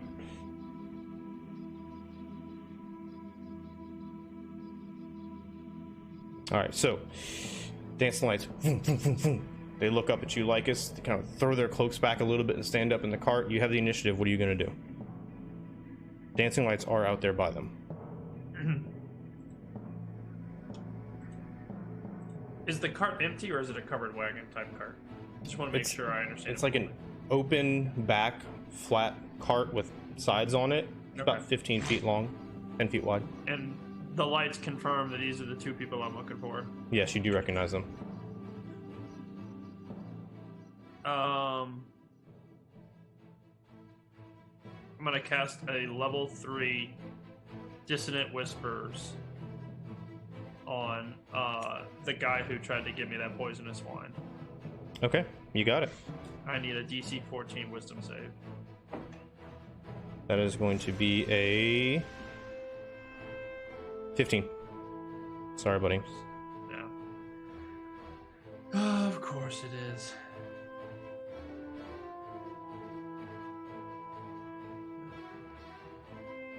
What else you got, man? No, I'm just trying to make sure how much damage I'm gonna hit him with. All right. He's gonna take 11 damage. All right. Would have been 23 if he had failed. That would have been a really good hit. I'm sorry. Would have been. That's fine. All right, so you're up there in this window. You're about 20 feet off the ground. They're a little more than 30 feet away from you, or right at 30 feet away from you. Cast Dissonant Whispers. There's lights kind of in a rectangle around them. What else you doing? That's it. That's it? All right, hanging up in there. While you're up there, you're going to have half cover while you're by that window, okay? Okay. Unless you intentionally move behind it. All right, Cyanus, you're up. You're on the side of the road. They're about 20 to 25 feet away from you, looking up at Lycus. You see Charles kind of bend over and wince in pain for a moment. What are you going to do? I pop out from behind the thing I was just crouching behind. I think it was just like a box. And toss it at the other one. Septia? Yeah, that one. Go for it.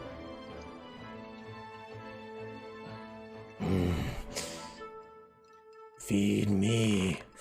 I'm thirsty. That face! That face! What'd you roll? I rolled a 18, and then my modifier took it to a 27. Nice. That's a hit. Yep, maybe. So let me add one more d6, because that's a thing to do now. That's 25 damage. God. So, Grimstalker, yes? Yeah. Grimstalker flies out, barely even perceptible in the dark sky around it, passes by a dancing light, briefly illuminated, slams through his shoulder. You see the cloak rip open and a bloody arm appear all of a sudden, spins around the cart once or twice, flies back into your hand. What else are you doing? And I'm going to bonus action hide. Okay, give me a stealth check. Yep. That'll be a 28. Okay, duck back behind some boxes nearby in the alley. That's it for your turn, yes? Yep. All right, Septia is up. You see her look down at her arm, pick it up. You see the blood going from her wrist down to her forearm as the cloak falls away from where her shoulder was injured. She looks up at Lycus, looks over at you. Take care of them, brother. You see, she starts to mutter something underneath her breath. Her hands move, and she crosses her arms across her chest, and she disappears from sight. Ah, shit.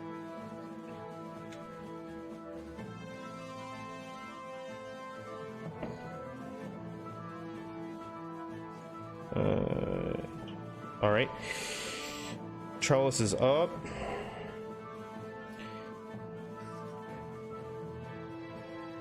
Give me 1 second to check this. Casters.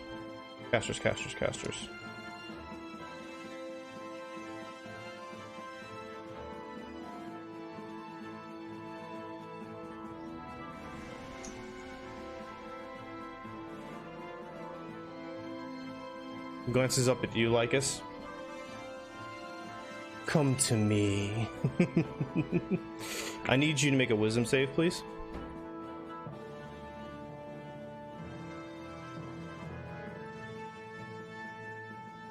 It's a 13.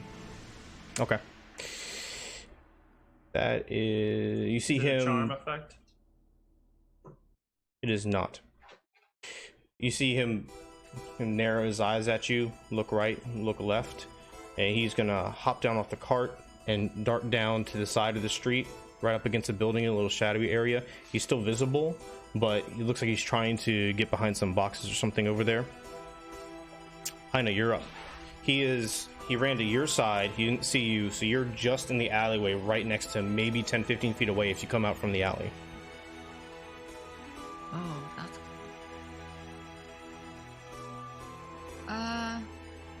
Okay. Well then, I will come out with my great axe and swing at him. What does Unseen Attacker do? If you attack from that position and you don't enter their field of view, you get advantage on the attack roll. Oh, So if you were to attack from there with a ranged weapon or something, which I would say you do, that you could do that with advantage on the attack roll, or you could bust out and get a normal attack with melee. So you have to move to where he can see you to do it. Okay, because he's more than 5 feet away, I want it to have disadvantage on a ranged attack. Correct.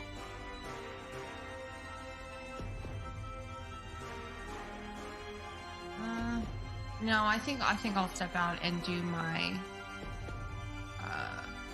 great axe. All right. You're going to charge around the corner. He turns, his eyes wide, his mouth drops open for a little bit. Or 13. 13's... He, like, starts to move out of the way, and he's just barely too slow to dodge your attack. Go ahead and roll damage.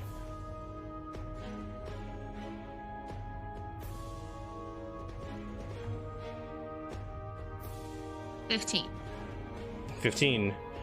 Nice. The great axe comes around, wham, slammed into his shoulder. He kind of bolts up against the wooden wall. You're just thunk. You rip it out, and blood starts pouring down his arm. He turns to face you. You see him whip out this little dagger. What else you doing? I'm gonna attack again because I. Go for it. 19 Hit. for You're gonna 13 get him damage. 13 damage. Yes. You're gonna get him before I can lay a fucking hit? You bring your great axe back around, bring it through horizontally, picks up the dagger in his arm to kind of like deflect it and drop out of the way. You cleave right through his wrist, penetrate into his neck and sever it for a moment. You stand there as blood starts to pour down. You theory, I will drink your blood. You rip the axe out. He falls on the ground. His eyes are still open for a moment if there's anything you want to say as the life ebbs out from him. She can certainly try. His face gets this twisted grin on it as his eyes glaze over and roll back in his head. And he is motionless. Cool. Okay, where'd Homegirl go? Well, as of right now, you don't know. It's only been I'm asking the party. Well, that's fine. You guys are still initiative lock because she's still in the area. Maybe depends on how you want to approach this. That's so fine. We can be initiative locked. I just turn off the sound because I didn't want you guys to get any ideas and try to assume things. So, anything else I know? You moved 10 feet to get there. Made your 2 attacks. Mm-hmm. If I can't ask them where'd she go, Yeah, you can ask them. You can shout it out. I was just making sure everybody understood the situation. Oh, okay. Yeah, I'm just gonna be like, all right, where'd the girl go? And then that'd be it for my turn. All right. That means Euron's up. She's gonna very sort of. I can't. I think if I'm on Ina's side of the road, or am I on Lycus's side? You were assumed you were near the warehouse, so you'd be the opposite side of the road from Ina. Okay. It's not really that big of a deal. It's a 10-foot road, so.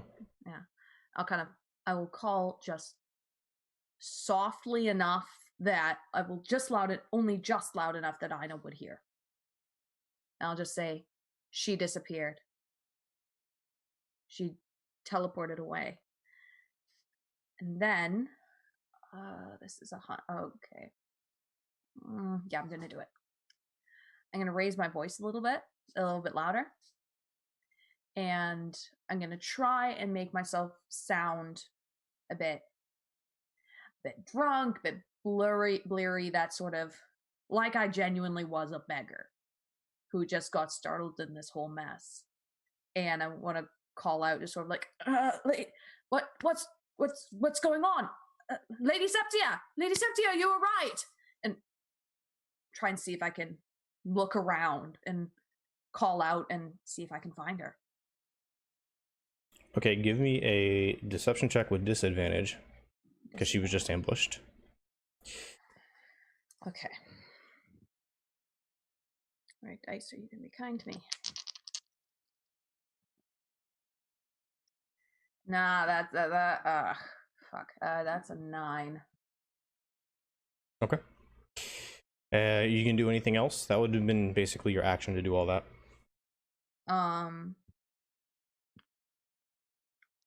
Only other thing I'm gonna do is just very quietly draw my sword. Okay.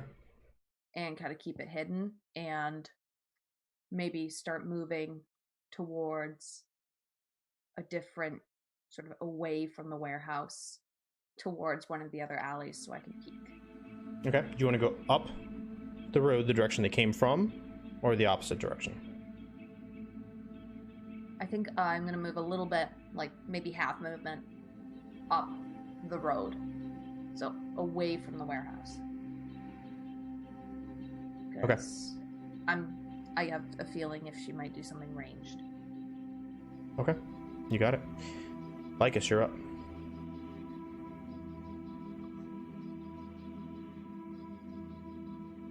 Can I get down to the floor?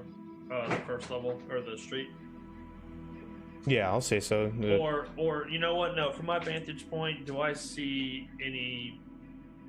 Well, no, I don't have the fucking, I don't know, perception check to see if I detected if she ran anywhere or did anything when all that happened. Sure. Give me a perception check. 7. Okay. Now, give me another one. Reason being, the lower of the two is going to be for if she's in a dim light area. 16. Okay. Glancing around, aside from your party members, you don't hear or see anything. There's a couple people off in the distance, like regular travelers, you can tell, but nothing that gives you a hint of where she would be. Okay. I just keep on alert and just keep looking. Okay. Sinus. You're muted. Also going to do a perception check. Just, like, I don't know where she went, so... Say, 14. Okay, give me another one. And that's a 16. Okay. Same thing. No detection at all. Is I'm just gonna like hold up my spear real quick and I'm just gonna ask it like if it can like bloodhound her down, like sniff out where she is. Like I don't know if this is a thing it can actually do, but worth a shot. Perhaps. But you would need to give me more strength. Uh-huh. Stick it in that half-dead bitch over there. Like a demanding fucking sugar baby. We must become more as one, so you can do this. I mean, yeah, sure, alright. I mean, I kind of don't have any other options right now. I take the other dagger from my side and just, like, slice my palm right quick and just... All right. Yet another thing I was not expecting, so give me a second here. We are full of surprises tonight. No, I aren't love we? it. I love it, I do. Alright, so you're going to take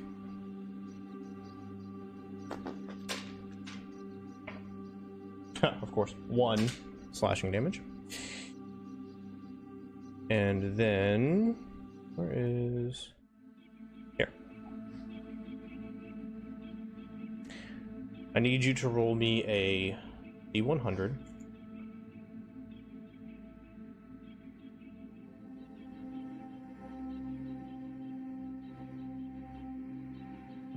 Now, doing all this would be your action for the moment, by the way. Yeah, that's fine. 12. 12. All right.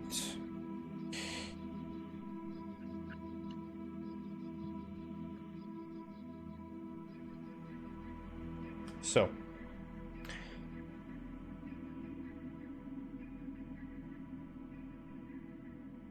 as you slice into your hand, you get this feeling of intense pain.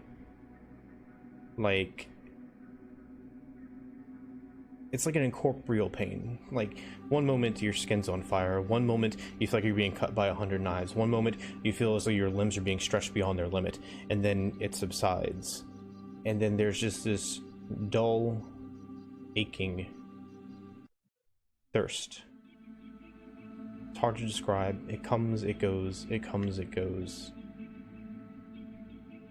But on the flip side of that, you can cast... There's going to be more to that. You can cast a Locate Creature spell. Using Grim Stalker, where you would throw it and it would fly to it. It won't do any damage, but it could locate it. Okay. So at this moment... Let me fly! You throw it, and it darts out into the street. 30 feet back from the cart, up the direction the cart came from, near an alleyway entrance. It flies over in that direction, circles 3 times, comes back to you. She is there. Oh. I know. Let's go. And I'll just start going. All right, so that was your turn, Cyanus. You're not moving or anything? No, I'm just gonna stand here. Okay. Or, yeah, because, like, I don't really have any actions. Like, I can run up to her, but I can't really do anything. That's fine. I'm just making sure. All right, it is her turn.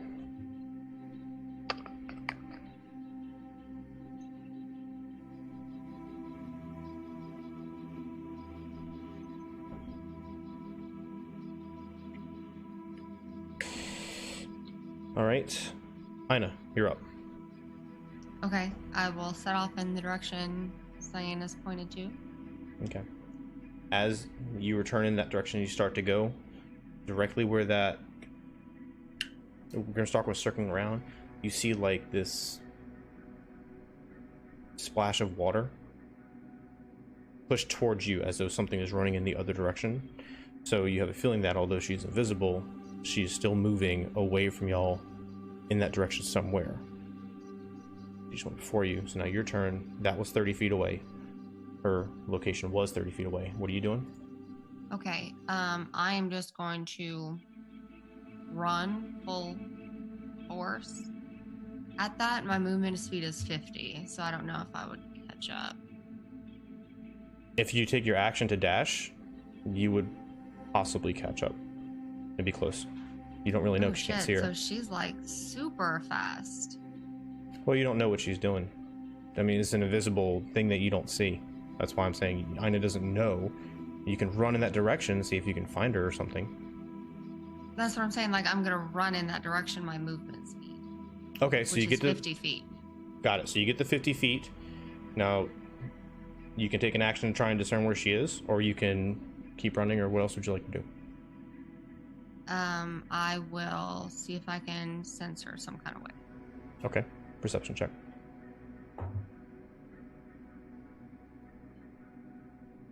20. Dirty 20. 20. Okay. So you run up 50 feet, you look left and look right, you're right next to an alley.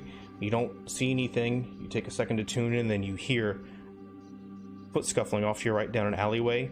10 feet down, a box falls over. Something pushed it over right there. So you get the feeling she is 10 feet away from you down this alley. Okay. That's all Anything I else? can do, though. Okay. Yeah, no. Yeah, that's all I'm gonna do. All right. You're on. You're up. Okay. I'm not sure I can catch up, but I'm gonna try because I was about 15 feet ahead of where everyone else was. So if I've got movement speed of 30. I'll say if you take your action and dash, you can get to where Ina is. Okay. Then, oh god, I have a thing I want to do. I sort of want to do. Okay. So I'll take my action to dash so I can get up to Ina. And then I want to action surge. Okay. And then, okay, this is slightly stupid, but it's the only idea I have. I want to reach back into my bag, or sort of behind me. I want to pull out the horn of Balmetria, keep it steady in my hand. I want to not throw the horn, but I want to make it splash wine as far as I can make it splash. I want that bitch covered in wine so I can see her.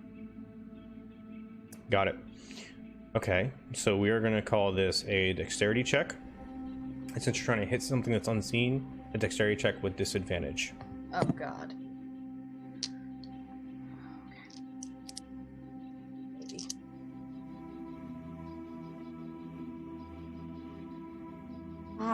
Thank God. 12? 12. The horn flies out. Wine starts spraying all over the place, and as it's hitting where you think Ina pointed to, you see this brief bright blue arcane shield come up and deflect it off to the side. The wine just kind of drips down this arcane shield before it dissipates. I was hoping I could hold on to the horn while I was doing it rather than actually like yeet That's fine. the horn Either at way. her, but... Either way. All right. And then I'm gonna smile as with all the menace I can summon. And I just want to go, there you are. Give me a second. And that's here. Okay, you got it. It is going to be Lycus up next. How far away are they from me? Because I know I was, the cardinal directions are hard. They are. So you're in a window.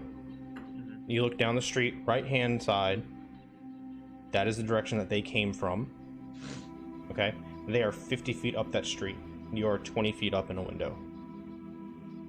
Does that help at all? And they're looking down an alley. That's all you can tell. How far would I have to cast to hit? If I had to hit her, how far? 50 feet, 60 feet, 70 feet? To hit Euron and Ina? No, to hit the blue shimmery shield. So that was a she cast a shield spell, so it came up and then it dissipated. Yeah. But where you're at, she's in an alley off the side of the road. You can't see what they're. Okay.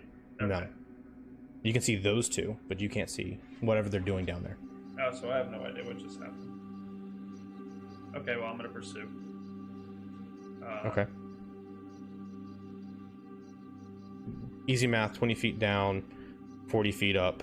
So you're 10 feet away from where they are. Would there be any indication that they know where she is or see her or something? It's pretty obvious to tell that they're doing something. They're focused on it. They're talking about it. You see. I cast Shatter. Okay. I explode the whole area past Euron. Okay. We are not being subtle in any way, shape, or form, are we? Fuck these people and their invisibility. I destroy their invisibility with the entire fucking warehouse. Okay. Yeah, she wants to hide from all the fucking shrapnel. The street. Fucking explode. No, alley exploded. Okay. So you on the side of the road, them 10 feet ahead of you, looking down an alley. You can see the edge of the alley there. Where are you casting Shatter at? So I have a 60-foot cast range or distance. So I see Euron's got this thing throwing it that way. They're both facing that way. Somewhere ahead of them as far as I can get it without, I don't know. Trying not to envelop Euron. This is what we're going to do. As you call the Shatter spell to mind, you start to recite it's a 10-foot sphere from point of origin. Okay. You start to recall the lyrics to your favorite song to cast a Shatter spell. You see them staring off intently. Cyanus, Grim Stalker ready behind you. You start to release the magic, trying to figure out where to put it, and that's where we're going to stop tonight, because I feel like now that what we've got into here would be a lot better with a map.